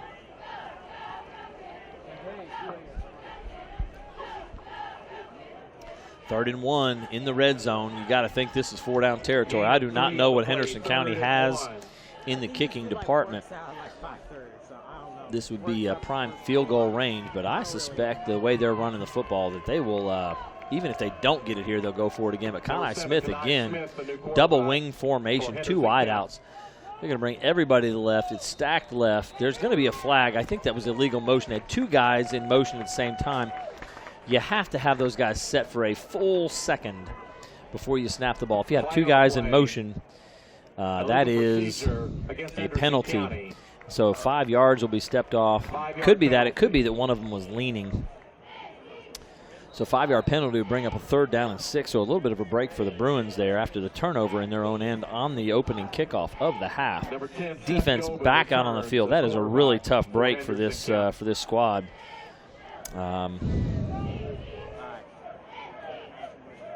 have to go back out on the field after a long first half where a time of possession was clearly a large advantage for the Colonels. Seth Gobin back in at quarterback. Connie Smith now to the left in the slot position. He's looking to throw it on 3rd down and 6. He's going down the middle. Open there. Touchdown catch. Braden Powell Coleman from about 19 yards is going to have the touchdown catch. Braden Powell Coleman running down the seam a little bit toward the middle of the field. Looked like coverage was there by Carter Robinson, but a good throw that time by Gobin and a good catch by Braden Powell Coleman on the 19-yard touchdown reception. So big throw and catch there. By far the biggest pass play of the game. PAT is down, kick is up, and it is good. And so with 11 minutes and 6 seconds to go in the 3rd, Henderson County Colonels 14, Central Hardin 0, and they will receive this kickoff again. And again, the defense trying to step up big in that circumstance, but put in a really bad position there with the ball ending up on the 23-yard line after the turnover on the opening kickoff return. So tough spots for this Central Hardin squad. Everything kind of working against them here, and now down 2 scores with an offense that has only got 50 yards in the first half. This could be a real tough hill to climb. The Bruins are going to really have to make some plays. Honestly, I thought their best chance was to have Gobin passing the ball and maybe make an errant throw and pick that off and go the other way, that the defense might have to provide some of the offense here. So Henderson will kick off again. For Henderson again, that's number 89, Carson Weiss, to kick off. He is a freshman place kicker.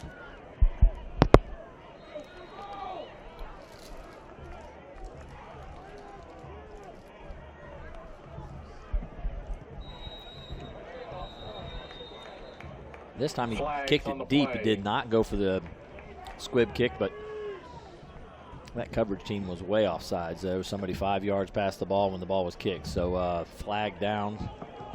They'll go back 5 yards and kick from the 35-yard line now. Weiss will be backed up there. Offsides against Henderson County. Illegal procedure.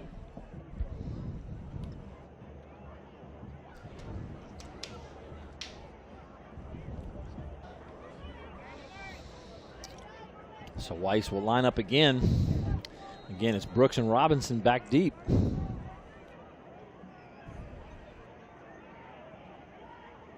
This time it's a short pooch kick. It will be fielded there. It looks like it was Davis or Elmore. I'm not sure who. I believe that was Will Davis. The Bruins will take over 1st and 10 at their own 39. Will Davis with a couple yards on the return there. They'll take over at the 40-yard line. Good job fielding the kick. And they will have the football again. 1st down and 10. Good field position at their own 40-yard line. Spurrier and company now with their first opportunity here in the second half with 11:03 to go. They've got plenty of time to try to work back into this, so they've just got to find something they can do there. Mason Thompson running straight ahead is going to pick up about 2 yards on the carry. That looked a little bit more sound. Mason Thompson on the Maybe carry. 3 yards on the carry, depending on the spot. Gain of 2. We're going to give that a gain of 2 for Mason Thompson. So 2nd down and 8 from their own 42-yard line. 10:38, and the clock is running. See how this Central Hardin team responds. They have been down. They were down at the half 7-0 last week to John Hardin, but they just imposed their will in that second half. And at this point, that looks like that could be difficult to do. A lot of tight coverage. Terry Brooks on the jet sweep turns that up, does a great job turning that upfield for a pickup of about 6 yards. It'll bring up a 3rd down and 2. So Terry Brooks with a 2nd run of the game and picking up a number of yards. 3rd down and 3, let's make it. 5-yard gain for Brooks on the play. And Bruins have an opportunity here from their own 47 to try to pick up a 1st down and get into Henderson County territory. I think that would be their first venture on to the other side of the 50-yard line if they can manage to do it here. In the shotgun formation, Mason Thompson in the backfield. They're going to give to Thompson. The ball is on the ground. The handoff was not received. Henderson County has the ball, running forward with it on the recovery. 23, Keaton Scales, one of those inside linebackers. I don't know what happened there. An attempted handoff from Spurrier to Thompson. What? Didn't look like Thompson was trying to take it. Looked like Spurrier was trying to give it. Just a mess in the backfield.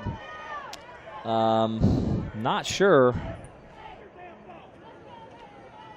if that's supposed to be play action and Spurrier didn't realize it. If that's supposed to be a running play and Thompson didn't realize it.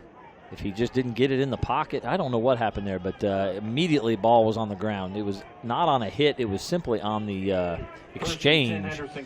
So Henderson County will take over at the Bruin 36-yard line. High snap there. Gobin with it. He's going to get out around Hobbs. And he'll be tackled after a 2-yard gain. So Gobin making something out of nothing. I believe Caden Ferguson, maybe Link, maybe Easton Link on the tackle. And official timeout. Officials have called a timeout after the 2-yard gain by Gobin. Not sure what the problem is. Gain of 2 on the play. 2nd and 8. They're going to blow the whistle and start the clock again. 2nd down and 8 now from the 35-yard line. Colonel's taking a little bit of time to get the play call in. 9:07 remaining here, and so another turnover. So 3 turnovers really are the difference in this ball game, and they're going to hustle to the line this time, not allow Central to get lined up. Timeout called by Henderson County. Waddell's Auto and Scrap Metal Recycling, a family-owned business with competitive prices, pickup service, and friendly staff available for your recycling needs. Located in Elizabethtown on 31W, just south of exit 91 on Interstate 65. Call 270-982-7206 to talk to someone about scrapping metal and recycling. E-Town Exterminating is a locally owned, family-run pest control company and has been serving Hardin, Meade, Grayson, and Nelson counties in the surrounding areas of Kentucky since 1976. Whatever your pest control issues are, termites, spiders, crickets, general pests, even moles, their team has the knowledge, skill, and training to safely and effectively eliminate the problem. Call 270-737-6900 or go online at mugabug.com. So this Bruin defense being called upon again to try to bail this group out. Turnovers are the story of the game. 3 big turnovers. 2 so far have led to touchdowns. This one here, 2nd down and 8 with 8:55 to go in the 3rd quarter. The give is to Wright along the left side. Getting outside there, giving chase. There's a flag down. Terry Brooks pushes right out of bounds. Looks like about a 5-yard gain, but there's a flag, and it is holding on Henderson County. So Henderson County has had a number of flags that have put them a little bit behind the chains from time to time. So 5-yard gain will be negated. Again, it is a spot foul. So that is going to take them back. I believe Adam Hobbs, trying to work outside to get to that play, was held. Could have been Braden Robbins, actually, that was held there, but there was a holding call on that play to the left side. That'll bring up a 2nd down and about 13. Ball's now at the Bruin 40-yard line. Gobin at the quarterback position 34, Turner Mattingly to the left. He's going to switch sides. So will Jordan Wright. The give is on the stretch play to Wright around the right side. He's making one person miss, makes another miss. He's down the sideline. Jordan Wright for a touchdown, 40 yards. Jordan Wright, a 40-yard touchdown run. He danced away from one tackler. There was a great opportunity for them to get him at about a 1-yard gain. I couldn't tell on the far side who the Bruin defender was. Unable to make the play as Wright put the brakes on, danced to the side, kind of like Barry Sanders, and took off flying down the sideline. Cade Nelmore now the safety for the Bruins, hobbling off the field, and the difficulties for the Bruins, both injuries and score-wise on the scoreboard, are continuing to mount. And a game that looked incredibly competitive is getting to be a little bit of a problem here for the Bruins. Kick is up. Weiss very low. It looked like it was blocked, but it's going to get through anyway. And so now with 8:38 to go in the third quarter, it's now 21-0. We are only 3 minutes and 22 seconds into this second half, and Henderson County has scored twice. Again, the Bruins have made several errors now. 2 turnovers here in the first 2 minutes of this, the first minute and a half really, of this second half that have really blown this thing wide open. And as well as this Henderson County defense has played, I think you can kind of turn the lights out and start to go home. That is unfortunate because this was a pretty good ball game, highly competitive, both teams playing great defense. And you can really see this Central Hardin team looks like they're kind of out of gas and early here in the second half. And part of it is the being deflated by turnovers. Turnovers will get you beat every time, and certainly that's what's going on right now. So back deep for the Bruins, Carter Robinson and Terry Brooks. Again, a big play needed here to be made by somebody. Up backs are Will Davis and number 5, Brandon Lee. Lamarion Blunt on the second row, right behind the first row. Ball's away, they're kicking it deep, and it's Brooks to field it. Brooks has got it. He's going to run up the middle of the field, trying to make one man miss. He does. He's got some space around the outside, makes a man miss. He's going to get over the 50, down to the 46 or 45-yard line of the Colonels. A big return by Brooks. Brooks has been the big play guy. Run of 17 yards, run of 5, and now a big return. Obviously couldn't handle the squib kick to open the second half, but handled that one great and made a big run. So Terry Brooks, if they can manage to get him the football, maybe he can make a few plays for this team. Actually, down to the 43, they're going to give him the 43-yard line on the spot where they will take over 1st and 10. Give us to Thompson straight ahead. They're trying to run the trap play. The trap not there. Thompson broke it out a little bit further to the C gap, to the outside over the tackle as opposed to straight ahead. And gain of nothing, maybe a yard. No gain, 2nd and 10. 2nd down and 10 is what that will bring up. So the Bruins, again, after a good return, need to find some offense somewhere. I love it. I hear fans yelling, throw the ball. Well, it's kind of hard to throw the ball when your quarterback is laying on his back every time he's taking the snap. That rush of that front 5 or 6 has just been devastating as they've tried. And they are going to try to throw. They're trying to throw the screen. They're going to get it to Thompson. They have thrown the ball as suggested for a yard loss. So Thompson will catch the pass, but they did not have the screen set up. Several of the offensive linemen trying to get out in front of the screen were unable to get a hold of somebody. Conai Smith, number 7, there to make the tackle from his defensive backfield position. And now Thompson a little bit hobbled, and the officials are going to call an official timeout.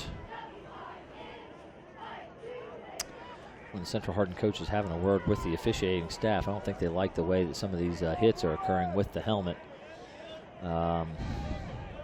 Thompson looks to be fine, but I think he took a helmet to the chest there. It's going to bring up a 3rd down and 12 after the 2-yard loss on the pass play. So 2 of the 3 completions have been for -2 yards in the game. 3rd down and 12. They are on the other side of the 50 in Henderson County territory, but so far not able to do anything with the football. Spurrier's going to look down. He's got a one-on-one look to Carter Robinson. Carter's there and had 6 points in his hands. Beautifully thrown ball. And Robinson could not haul it in. It's one of those evenings where things just don't seem to go real well. And it was Sadiq Clement putting the pressure on the number 52 at right defensive end with a lot of with a big rush there. Man, that's a good-looking athlete. He is going to be something else at the next level as well. I can see it in the way he carries himself. So that opportunity goes by the boards. It will be 4th down, and the punting unit is on. Carter Robinson is just distraught with himself on the sideline. Obviously, he had 6 points in his hand. He had beaten the corner and then could not haul that in. Braden Robbins will kick it away, end over end. It's caught there by Wright. He is tackled immediately there by the gunner, number 5, Brandon Lee. The gunner is down there to make the play immediately.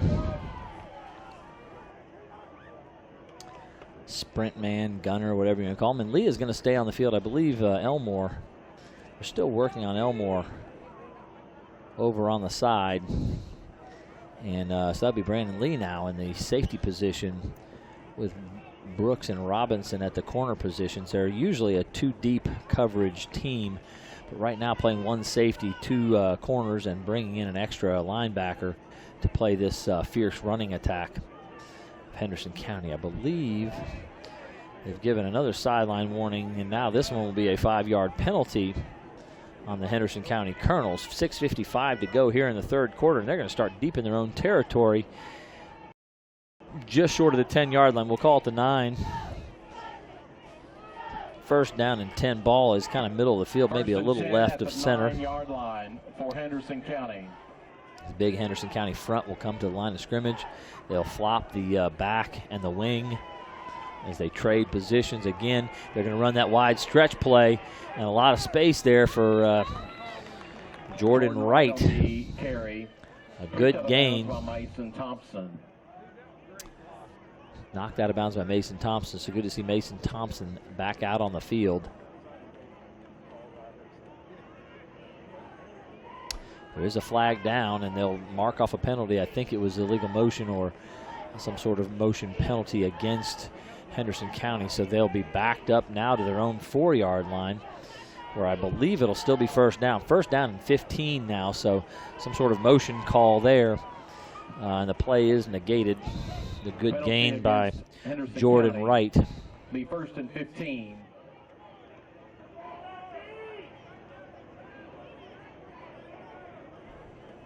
So I now do see Caden Elmore 4-yard line. onto the table here to be looked at. He came off limping after the kickoff return play a few plays back. Gobin's going to go deep down the field. The ball is well thrown, and there comes the flags. Absolutely. Brandon Lee grabbed a hold of Braden Powell Coleman. Coleman was trying to come back to the football, and as happens often, as you try to come back for the ball that the defenders don't see, they grab a hold of you as they're running by, and Lee absolutely grabbed a hold of Braden Powell Coleman. So that's going to be a 1st down for this Henderson County team. It was 1st and 1st and 15, deep in their own end, and that penalty will get them out of their own end. Again, a fairly well thrown ball, but double coverage and a little bit underthrown. That ball should be picked. These defensive backs, again, this defense has played well tonight. They've been put in really bad spots by turnovers, and I've got to say the defense has played very good football. But a couple of times they've had opportunities on deep balls with good coverage, and they just have not been able to go to the football and make the play on the ball. So something maybe to work on in practice, just ball skills with this secondary. 2 receivers to the left, tight slot to the right, and another flag is going to be thrown. Motion again against the offense Actually, they did not get it. It was still first down on the penalty, but that did not get them to first down yardage. It was first and 1 there. Now it's going to be, I believe, first and 6 on the procedure call. So that will take the ball back to about the 14-yard line. First down and 6. It'll be first and 6. Which is a number you don't often hear, is it, folks? First down and 6. Huh. 6:44 to go here in the third quarter. Colonel's up 21-0, and they've got the football in their own end here, trying to get something started. Again, Jordan Wright will be to the right. There's motion there to number 2, and again, a bad snap. And quarterback Gobin trying to make something of nothing. He's being run down from behind by Braden Robbins, and they will get him at about the sideline there. It's going to be about a 5 or 6 yard loss. It looked like may have been Robbins on the tackle from behind. So they called about a loss of 7 probably for Gobin on that play. And we're now, loss of 3, sorry.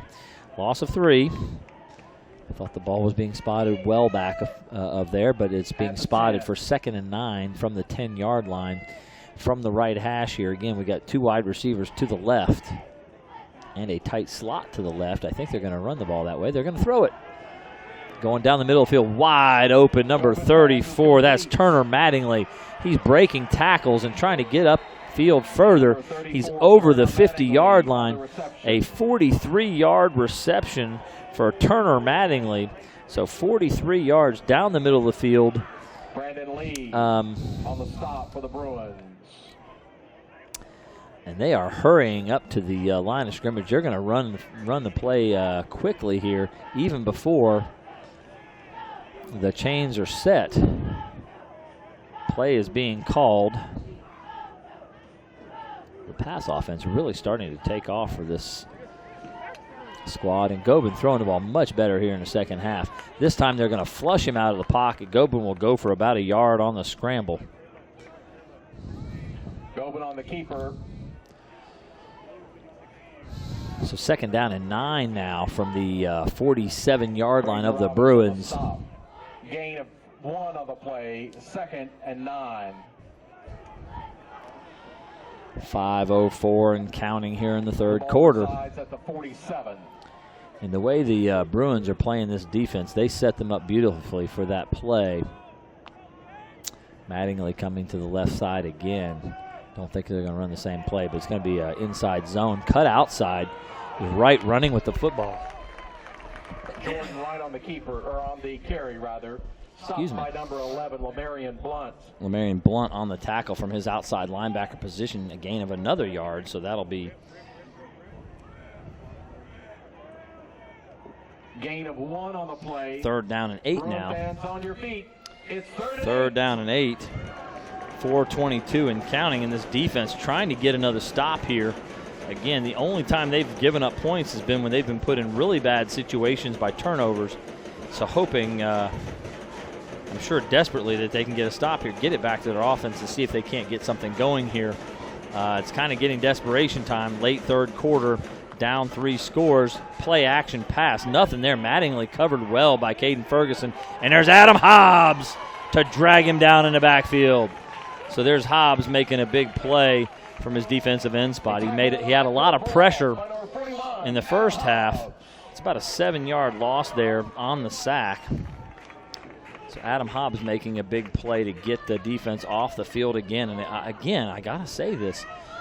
There have been a couple big plays here, a 40-yard run and about a 43-yard pass here in the second half.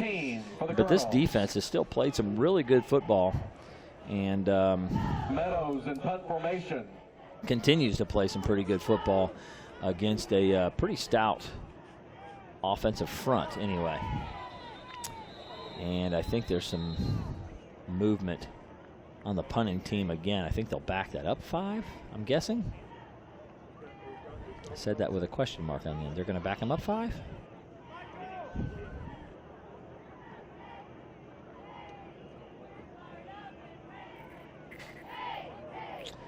Actually, it's going to be some sort of an encroachment or offsides penalty on the Bruins, it appears.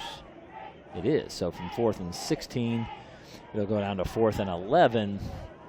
And the punting unit will remain on the field, even though now they are on the other side of the 50 on the Bruin 49. Central Hardin, a legal substitution. Number 44 coming off the field for Central Hardin at this time.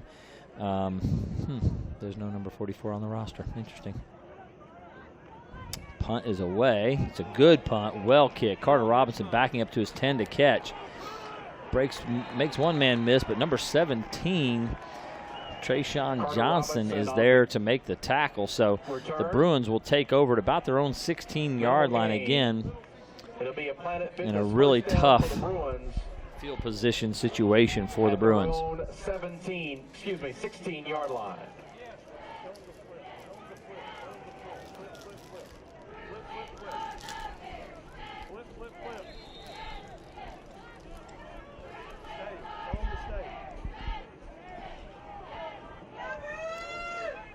First and 10, 3:05 to go here. 2 backs in the backfield, shotgun formation. And a fake to Brooks. It's a bootleg action pass.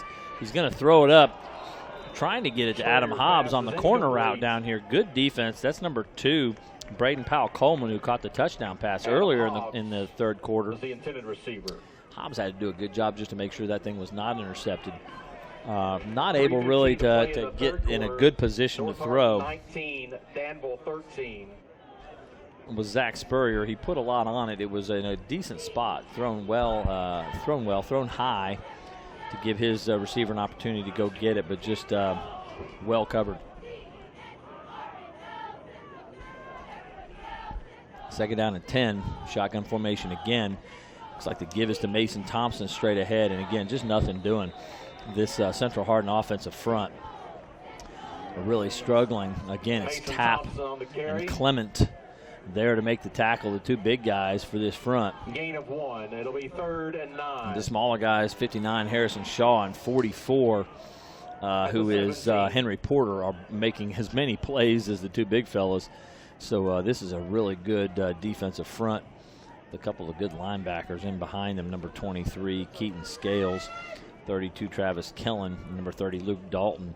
Those linebacker spots, and they are stacking it. And here comes the blitz, big time inside. Spurrier has got some space outside to throw it. He makes the throw. It was caught, but I think it was out of bounds. Terry Brooks had the football, but I think he was out of bounds when he caught the football. He was taking a lot of contact, made a good catch, but just not there. That was a 3rd down and 9 opportunity on the pass. So still unable to get really anything going in the passing game. The Bruins had the one opportunity deep down the sideline to Carter Robinson that they were unable to get. Just unable to manufacture really anything this evening. You see a little bit of frustration brewing down here on the sideline, just on the faces. There's no dissent or back deep for the Colonels. Poor attitudes. It's just you can just tell that they're just frustrated and can't get anything going on the offensive side. Low snap. Robbins handles it well, gets the kick away. It should get a really nice roll. Bounces right to Jordan Wright. He's going to make a good run with it. Breaks one tackle. He's got space up the right sideline. Just a couple of opportunities to get him. Robbins unable to do it, and tackled from behind at about the 10-yard line. Trying to see who that was that was able to make the tackle to save the touchdown. 44-yard punt return for Jordan Wright. That was number 28 for Central Hardin on the tackle. That is Walker Meredith again making a play there to save the touchdown. But again, after the long punt return, defense in a really bad spot here. Some of them kind of bent down like they're tired and having a rough go here. The ball is at the 9-yard line. So 1st and goal to start here. 1:57 to go here in the third quarter. After the big punt return, a low kick bounced right to the receiver, and that gave him an opportunity to really get a good return. And we've got now Conai Smith at the quarterback position in the Wildcat look. They're going to run the football here. There's going to be a flag. The reason I'm saying they're going to run the football is number 2, Braden Powell-Coleman, who caught the touchdown pass earlier, is almost to the sideline of split. Whenever you see a receiver with that wide of a split, basically means Delay a game against that Henderson they are County. just trying to widen that guy out to get the cornerback out of the play so they can run the football. It's, 10 against 10 at that point when you take your receiver and that corner out of the play. Delay of game. So first and goal from the 14 now. See if they stay with Smith at the Wildcat quarterback position. It will be 7 Conai Smith. Number 15 Jordan Wright is in there with him. They'll trade sides. And it's going to be a quarterback counter look to the right with Conai Smith. He's going to reach forward to pick up about 3, down to maybe the 11. Yeah, you're right. Trying to see where they're going to spot it. Maybe at the 12, actually. So 2-yard gain there for Conai Smith running the football.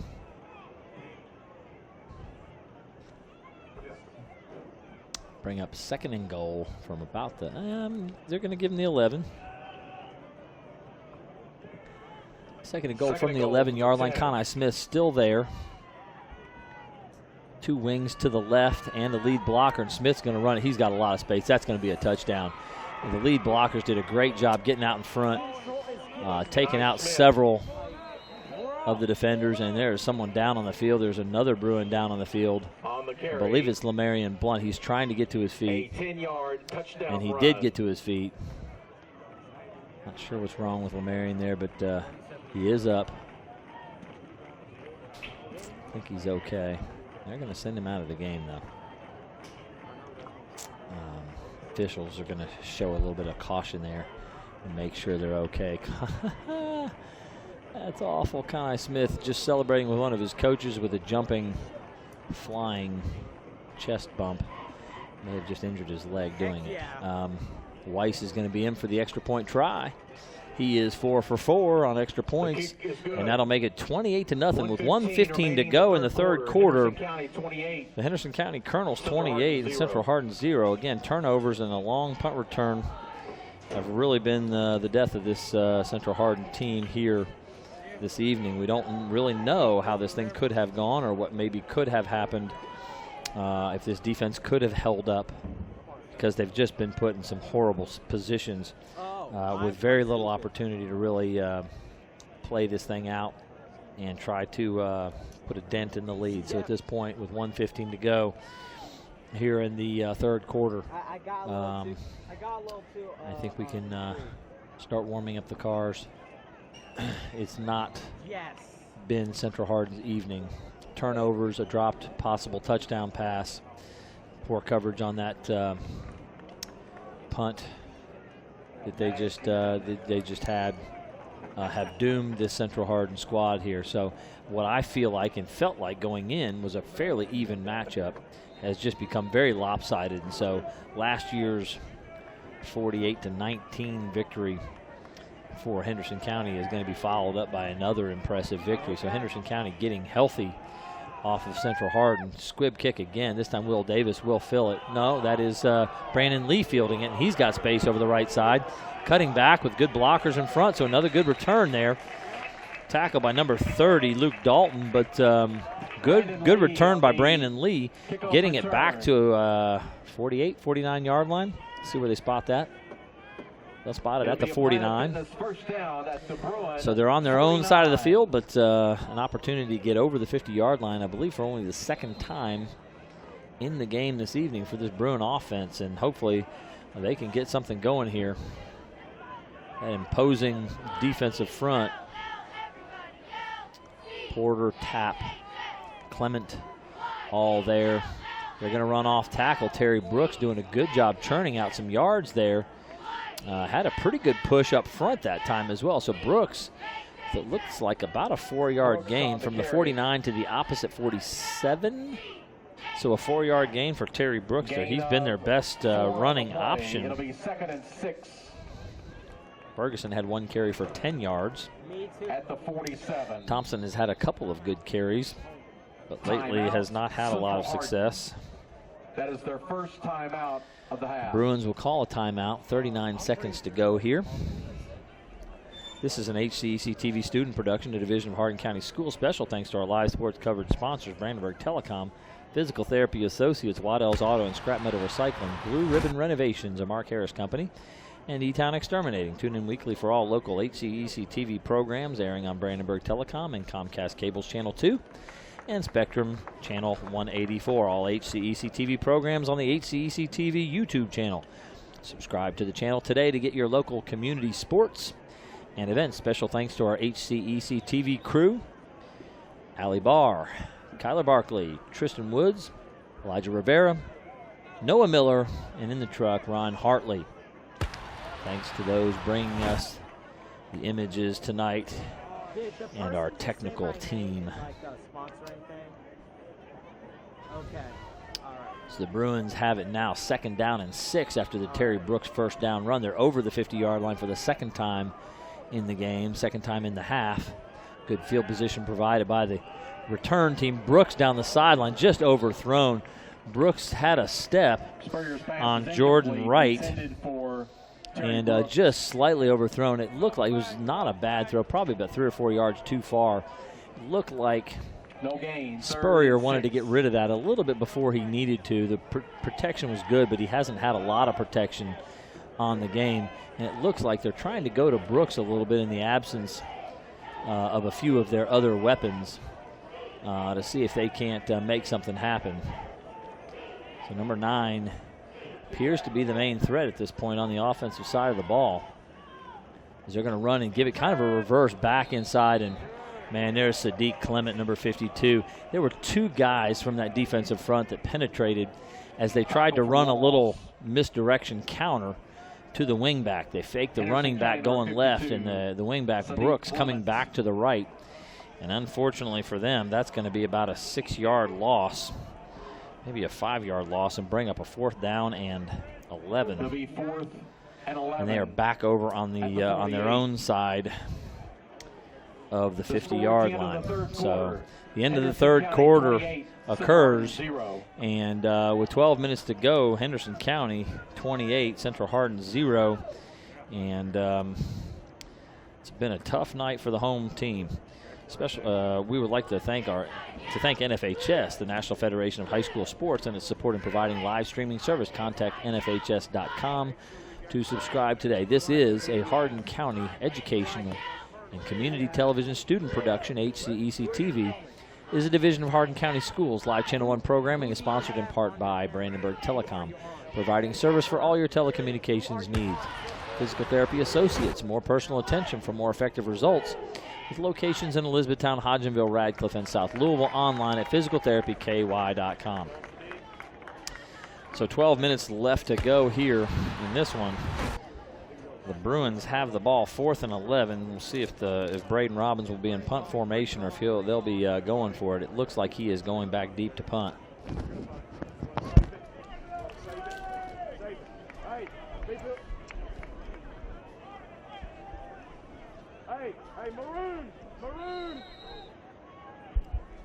Indeed, Robbins is back to punt. Robbins in punt formation for the Bruins. Back deep for the Colonels, Jordan Wright.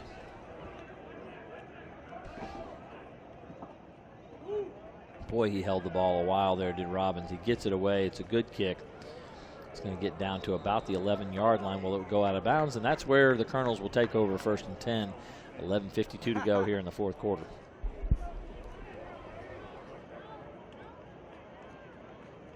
Energy.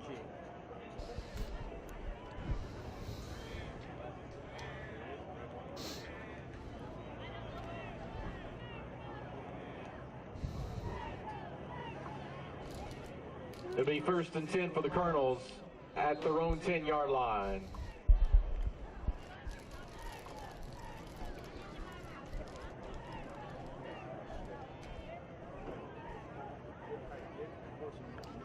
Colonels take over. There is a whistle. We've had a lot of issues with some sort of illegal motion. My legs are dying. This time it may be an offsides call on the defense, so they will mark off 5 yards here. So instead of 1st and 10, it will now be 1st and 5.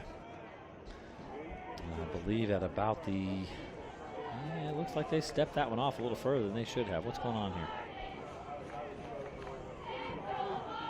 So they went 5 toward the Bruins and 10 back.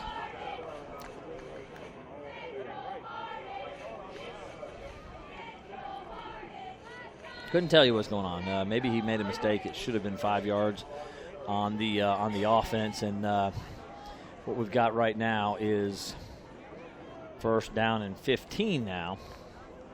Ball went out at the 12-yard line, so now they're back to the 7. First and 15 from the 7. I thought it was an offside call there. Jordan Wright to the left now, coming back to the right side. Being led by number 34, that's Mattingly, Turner Mattingly, and good cutback by Jordan Wright. Carry. Trying to look to see where they're going to spot this one. They're going to spot it at the 16-yard line, so that is a 9-yard gain, bringing up a second down and 6. Maybe a gain of 4 on the play, 2nd and 6.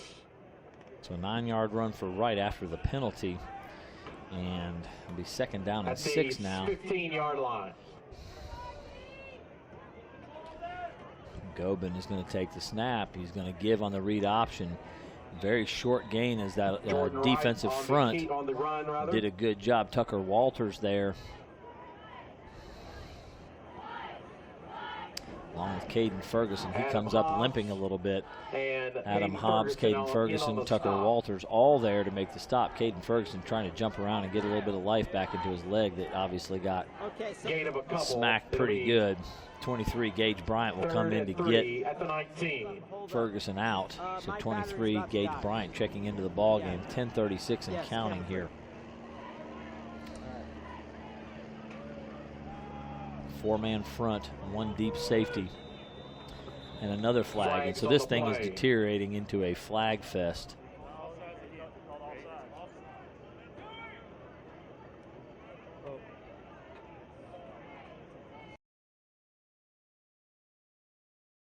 Some sort of offside penalty. So the 3rd and 3 call will now become a 3rd and 8 call for Coach Boston on the Colonel's sideline.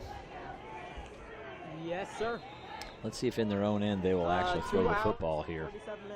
It'll be 3rd and 8 at the 15. Jordan Wright behind Gobin in the pistol look. He's going to switch sides now to the left. Mattingly to the right wing. That's true. Flags. This is a 28-0 ball game, and the officials have now decided it's time for them to extend our evening as long as possible here. And so if I had any advice for them, it would be to chew on their whistles and put those flags deeper into their pockets and let this thing go. Obviously, I would be a Central Hardin homer, but it's now 3rd and 14. But if they continue this, we'll be here at 11 o'clock tonight, still watching them throw their flags. I think that's the old coach in me being kind of sarcastic about the ways in which a official likes to make themselves felt from time to time. So I'm looking over here at the sideline. Caden Elmore, Nolan Goodman, a number of the injured. A.J. Orton has already left 15 at the 10. to be attended to. So a number of these injured Bruins. It's been a really rough night. Gobin is going to look down the middle of the field. He had number 34 Mattingly open again. Turner Mattingly underthrew him a little bit, and they were able to knock it down. What's happening here, folks, is they've gone to a single safety look, but they're not playing the single safety, the Bruins, in the middle of the field. They're playing him over the strong side of the field. So basically there is a huge gap from one corner to the single safety on the far side of the field to the strong side, and then they'll run someone up the seam on the other side of the field. Nobody there. It's a bit of a alignment or defensive design problem that they're running into right here, and if that had been a good throw, it would have been another big gainer. Bruins trying to get there on the punt, unable to do so. The kick is kind of a short one. It is bouncing backward. The Bruins are going to take over with their best field position of the night at the 37-yard line of the Henderson County Colonels. So, at the Henderson County 38-yard line. Central Hardin here with an opportunity. 9:08 to go here in the 4th quarter. And interesting, on a change of possession, there should be a stop clock. The clock is, in fact, running. It's 28-0. Usually that happens at 35 8-point lead, but I don't think anybody here is going to complain about that clock continuing to move. I think everybody's going to be happy to see this thing. Even Henderson County, just to get out of here, they've got this thing sealed up. Good give to Caden Ferguson. He breaks one tackle. He's splitting defenders, running down inside the 10-yard line, down to the 7. So a 30-yard gain for Caden Ferguson. Good run for him. He's now got gains of 10 yards and 30 yards. So down from the 37 to the 7, bring up a first down and goal. And a lot of times you see these kinds of things happening as the other team begins to substitute. But I look out at the field and the Colonels have the full accompaniment of their starting crew on the field. So Caden Ferguson able to break one open there. First and goal from the 7. They'll give it to him again over the left side. He's going to run over one man and get down deep into maybe the 2-yard line. So Ferguson found linebacker number 23, Keaton Scales, and just flat ran him over. And bring up a second down and goal with 8:13 to go in the game here. I think it's the 2-yard line. I'm hesitating. It might be the 3 where they're going to spot this thing. So gain of about 5 on the play. Second and goal at the 2. Nice gain of 5. They're going to call it the 2-yard line here. And Bruins threatening now to get their first score on the board. It's Ferguson and Blunt in the backfield. Robbins at the wing. Robinson. And there'll be a timeout called by the Bruins with 7:49 to go here. Waddell's Auto and Scrap Metal Recycling, a family-owned business with competitive price, pickup service, and a friendly staff available for your recycling needs. Located in Elizabethtown on 31W, just south of exit 91 on Interstate 65. Call 270-982-7206 to talk to someone about scrapping metal and recycling. Blue Ribbon Renovations is a new locally owned Mark Harris company offering 0% interest and no payments for 12 months on windows, doors, fences, roofs, decks, siding, and much, much more. To explore your options or schedule your appointment today, call Michelle at 270-763-3186. E-Town Exterminating is a locally owned family-run pest control company and has been serving Hardin, Meade, Grayson, and Nelson counties and the surrounding areas of Kentucky since 1976. Whatever your pest control issues are, their team has the knowledge, skill, and training to safely and effectively eliminate the problem. Call 270-737-6900 or go online at mugabug.com. 7:49 to go. Bruins second down and goal from the 2-yard line. Trying to get on the board here in the fourth quarter, facing this strong defense. And it's going to be Spurrier straight ahead on the quarterback sneak. The signal, touchdown Bruins. 2-yard touchdown run by Zach Spurrier. So they're finally able to get something going. Caden Ferguson with a couple of really strong runs. And Zach Spurrier under center will take that thing into the end zone. So good result on that drive. Caden Ferguson had a lot to do with that, and the guys up front doing a good job getting a push, especially there on that second and goal. Basically a wedge blocking scheme. Got the swinging gate in, trying to go for 2 here, and that ball thrown well out in front as there was a lot of pressure put on Zach Spurrier. I think they made the wrong decision again. They should have gone to the left over here. I think they had the numbers on the swinging gate side. There were 2 guys out in front of Spurrier, so he couldn't run it. There was a guy in coverage on Carter Robinson, so that should have either been a kick the ball through or a throw the ball over to the swinging gate side.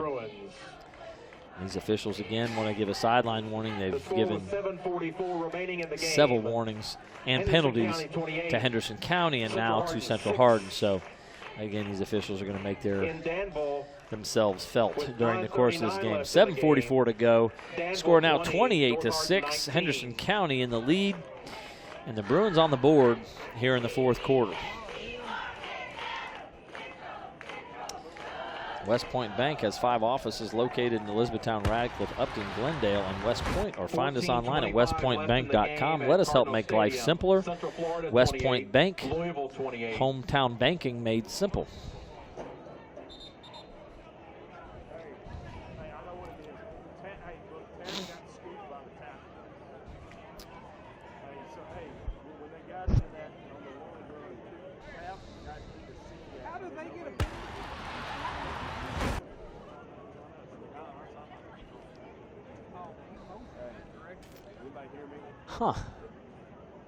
Obviously a penalty called after that score, some sort of. And now they're going to have another sideline call, this time on Henderson County. Instead of kicking off from the 40, now Central Hardin is kicking off from the Henderson County 45. So this is an easy one to get into the end zone for Case Van Bleinberg.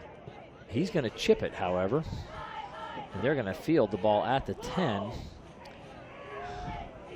and get decent field position out to the 25-yard line, as it was Jordan Wright with the ball, I believe. Lamarian Blunt, number 11, on the tackle. At the 25. So I'm not real sure I understand that. I don't know if they were trying to kick the ball with a little pop-up, or if Van Bleinberg just may have missed it a little bit, just kind of hit the bottom of the ball. And that one did not get into the end zone when he easily knocks it into the end zone, even from the opposing 40, from the opposite 40-yard line. So Henderson County takes over. Going to be a keeper there by Gobin. He's going to pick up about 3 or 4. Again, that is just basic read option as they're running the stretch play, and if he sees the defense widening, he can pull the ball and run up inside there where the lane has been created. 4 on the play, 2nd and 6. 4-yard gain for Gobin, 2nd down and 6. And 2 very wide receivers to the right. I expect, again, they're going to continue to run the football here. And again, another issue up front, this time for the Henderson County offensive line, offsides again. So 2nd and 6 is going to turn into 2nd and 11. And the legal procedure, Coach Boston over there on the sideline has got to be very frustrated. I could tell he is, because of the sideline warnings. He has now taken his entire team and put them on the track. So they're not even standing on the grass now. I'm sure Coach Boston is about fed up with these offsides calls and sideline warnings and everything else. So what school you go to? Here comes the ball run by Wright over the right side. He's going to try to cut it back up when he sees a little bit of space. Another good defensive play there. The ball is about out to the 27-yard line. It'll bring up, I believe, 3rd down and maybe 8 yards. Yeah, we both go to Central. Yeah, like we're. Yeah.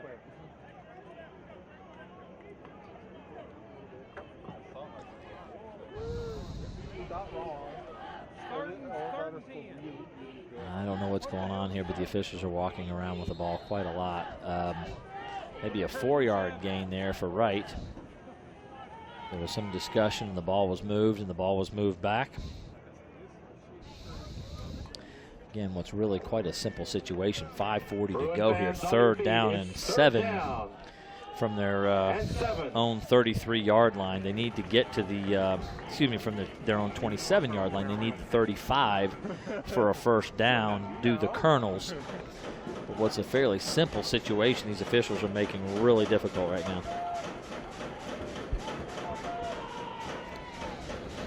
3rd and 5. They're going to throw the slant pass, batted down by Hobbs. Adam Hobbs has had a heck of a ball game. Again, down 28-6. This defense has played very well. And so another stop here again. Hobbs has been quite brilliant tonight, in fact, on the defensive side of the ball. That time getting his hands up to bat 1 down. He's got a sack. He's got several tackles for loss. And he's put a lot of pressure on Gobin, and a lot of those errant and wobbly passes in the first half were nervous Seth Gobin, who was feeling the pressure from the defensive end, breathing down his neck. Punt is away. Robinson back to field it. He makes the catch, but he's going to put it on the ground. Looks like Terry Brooks has an opportunity to get it, but he did not get there. Number 23, the linebacker, Keaton Scales, I think, is going to fall on it again. That's his 2nd fumble recovery of the game. And so Carter Robinson, honestly, very easily should have called for a fair catch right there. He had a lot of pressure right in his face. He tried to catch it and make a play. He caught and ran in the same motion, and I believe the defender who was down the field was able to stick his hand in and knock it out right after Carter Robinson had fielded the punt. So he just didn't really have time to get control of the football. Robinson was down, and the training staff out to get him. It looks like he's getting off under his own power. Sometimes in those cases, again, he's very tired. He's played all night, offense and defense.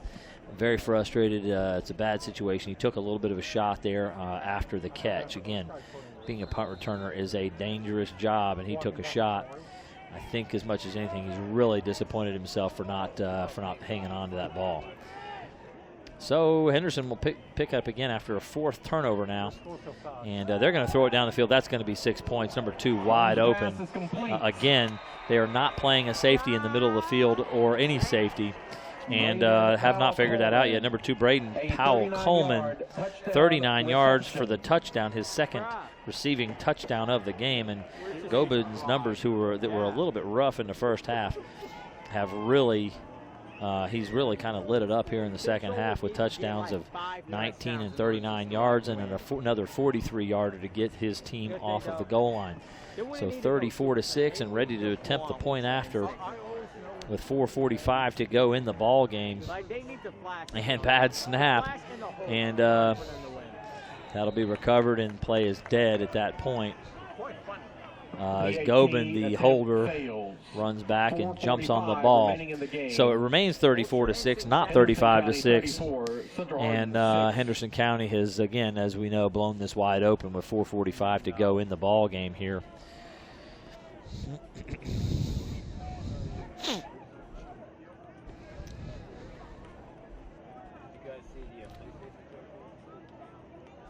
The Bruins are back in action next week here at Bruin Field.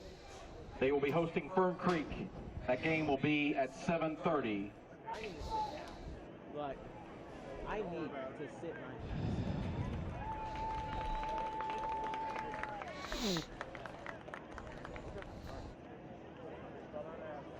Your school soon gonna get food act. Do you have all the seating afterwards? After we get done.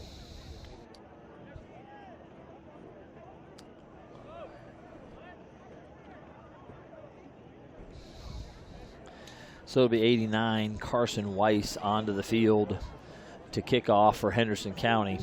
Again, back deep this time, Terry Brooks. And who's his partner this time? It looks like Caden Ferguson back deep, number 32. He's on the opposite hash, and I can't see the number at this point. Weiss's kick is away, and that's where it's headed. It is fielded. It is Ferguson, and he is under much duress. He will not get the ball back to the 20. The ball will probably spot on the right hash at about the 17 or 18-yard line, where the Bruins will take over. 4:36 to go here in the fourth quarter. And 34-6. Again, a disappointing evening. 4 turnovers, a couple of long touchdown passes given up, and the mistakes mount. Again, this is a good football team they're playing, and they just have not risen to the occasion tonight.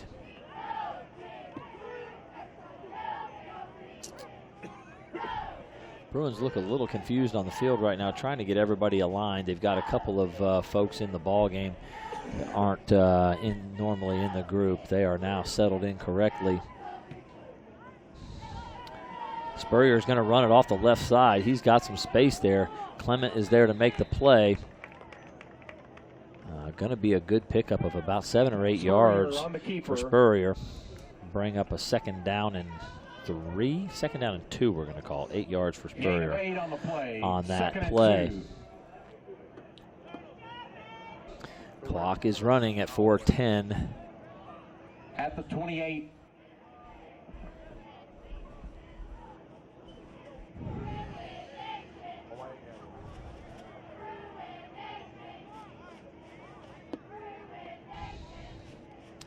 Snap is given to Caden Ferguson. He's got some yards off the right side. That'll be a 1st down, and Caden Ferguson has picked up about 4 yards on the play. And Caden Ferguson has runs of 10, 35, and 4 yards on the evening. So Caden Ferguson having some success running the football. Planet Fitness, Bruin, 1st down.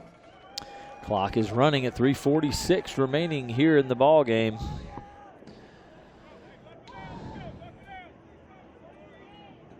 Will Davis is checked in at the wide out to the right side. Adam Hobbs, tight end left. Brooks at the wing on the left. Give inside. I believe that's Ferguson again. Ferguson will just get 1 or 2 this time. We do that. That's sad. We do that. That is very. We do that. 2-yard gain, 2nd down and 8 for the Bruins. Gain of a couple on the play. That front of the Colonels doing their business out there. Sadiq Clement, number 52, holding his arm and now trotting off the field. Checking in for him, number 55, Jace Walker. So when you're up 34-6 and you got your superstar defensive end on the field and he comes walking off field holding his arm, kind of wonder about leaving him on the field in this sort of a situation. Ferguson again down the field, and he's put it on the ground, and the ball's loose. There'll be a fumble. So there was a gain of about 7 or 8 yards and was unable to hold on to the football. A 5th turnover of the game. And Henderson County will come up with it. There is a player down there. Again, after an 8-yard gain, the ball was pulled loose. And trying to see who's down on the field now. Training staff for about the 4th time headed out to the field to attend to a fallen Bruin. And the news continues to be bad. 2:40 to go here in the ball game. You kind of hope we can get out of here with no more damage. And nobody cares at this point about the damage on the scoreboard. It's just a matter of having as many healthy young men as we can have coming out of the ball game. This dude is dead. This is an HCEC-TV student production, a division of Hardin County Schools. Special thanks to our live sports coverage sponsors, Brandenburg Telecom, Physical Therapy Associates, Waddell's Auto and Scrap Metal Recycling, Blue Ribbon Renovations, a Mark Harris Company, and E-Town Exterminating. Tune in weekly for all local HCEC-TV programs, airing on Brandenburg Telecom and Comcast Cable's Channel 2 and Spectrum Channel 184. All HCEC-TV programs on the HCEC-TV YouTube channel. Subscribe to the channel today to get your local community sports and events. Special thanks to our HCEC-TV crew, Allie Barr, Kyler Barkley, Tristan Woods, Elijah Rivera, Noah Miller, and in the truck, Ron Hartley. Thanks so much for your great job in covering the game this evening. So we are again here in a bit of an injury timeout situation as all the players have taken a knee. They're working on, I believe that's Caden Ferguson who was running the football and on the last play, and they're working on his lower leg. They've got him rolled over. He was lying face down, not wanting to move. I think he's got a leg injury, and I believe it looks like they're working on his right leg. But he obviously didn't want to run over because he was in some pain.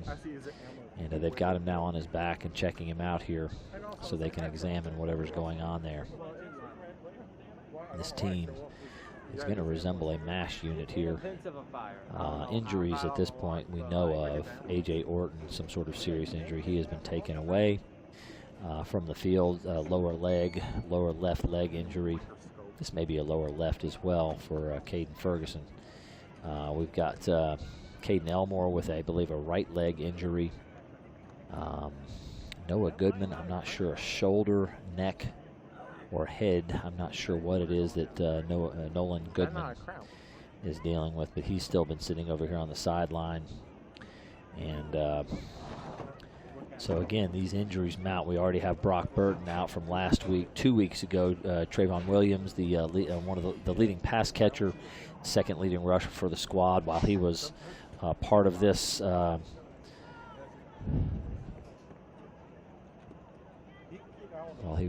squad. Again,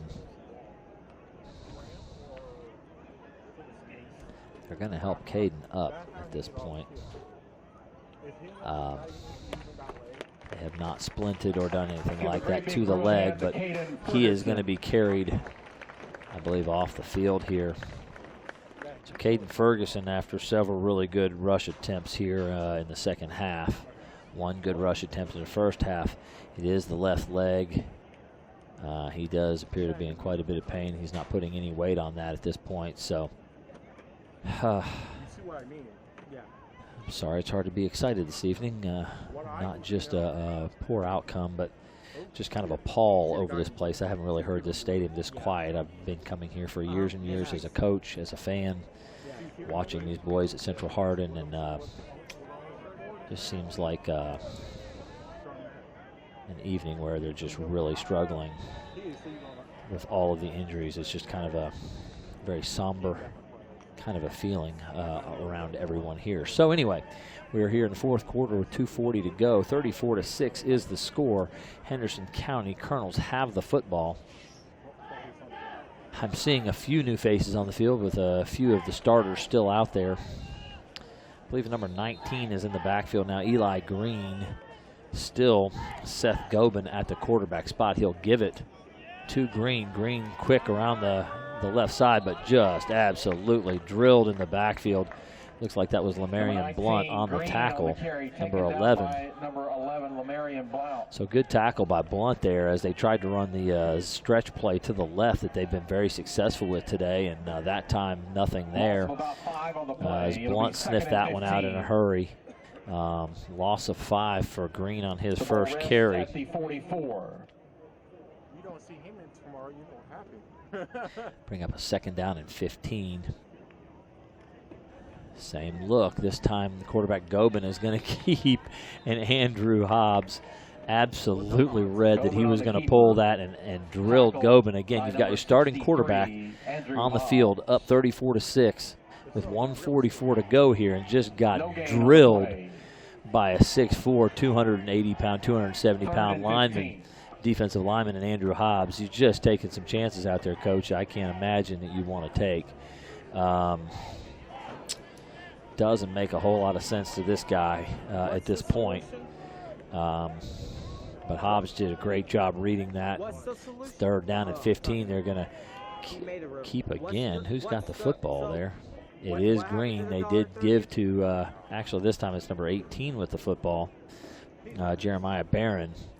And Barron will be tackled for no gain, so it'll bring up a 4th down and 15. And so I would suspect the punting unit will come out. There's just 1 minute to go.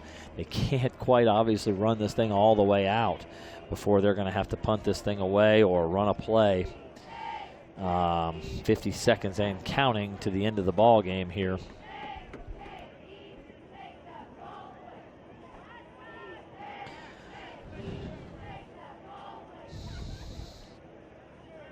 They're going to let this thing run out and take a delay of game penalty and then punt the ball away. It will probably then just result in 1 snap from the Central Hardin Bruins after the punt to put this game Henderson away. County. So Central Hardin's punt return squad will have to come onto the field. One of the hardest things about all these injuries for coaches is you've got to really know who what your depth chart is to make sure you've got people on the field for special teams in the positions where you're now missing people.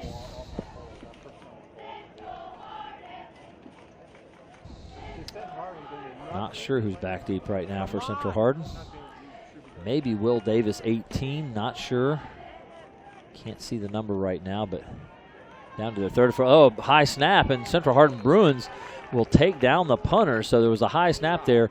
Lamarion Blunt was there to try to block it, and when the punter decided to pull the ball down because it was going to be blocked, it was Gage Bryant there to make the tackle.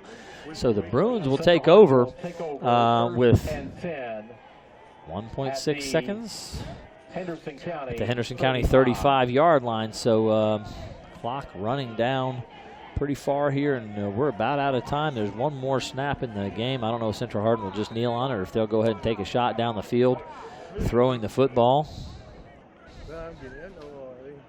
It's fun now.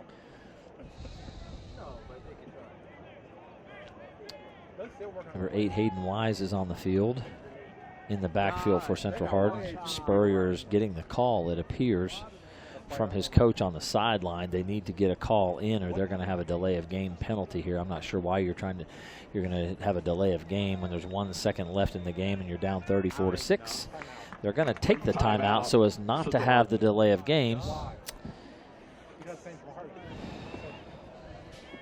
I would think you'd have a play ready to roll at that point, and you'd call it and you'd run it, and we would get out of here hopefully with everybody else that's still playing right now healthy and go on to next week. Next week we'll be back here at Central Hardin High School to see these Central Hardin Bruins take on Fern Creek. They'll be 4-1 Bruins at that point. Still a really good season they're off to after a 1-5 campaign last year.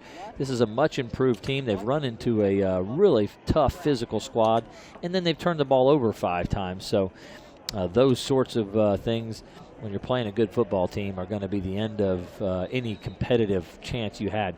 Pretty good performance from the defense.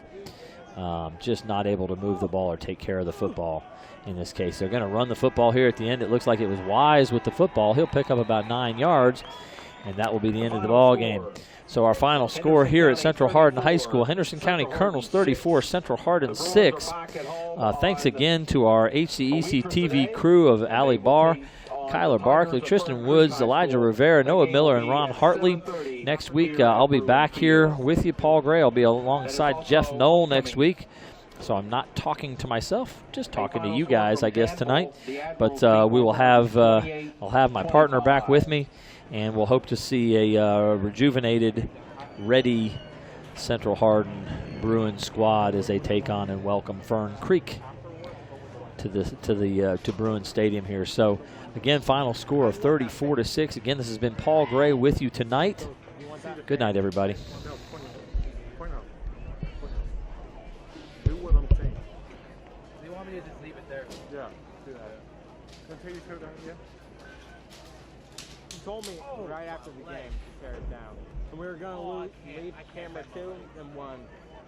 We were going to take down. All right, so you said to take down camera 3 and 1 and to leave 2 up. Yeah, don't leave your headset.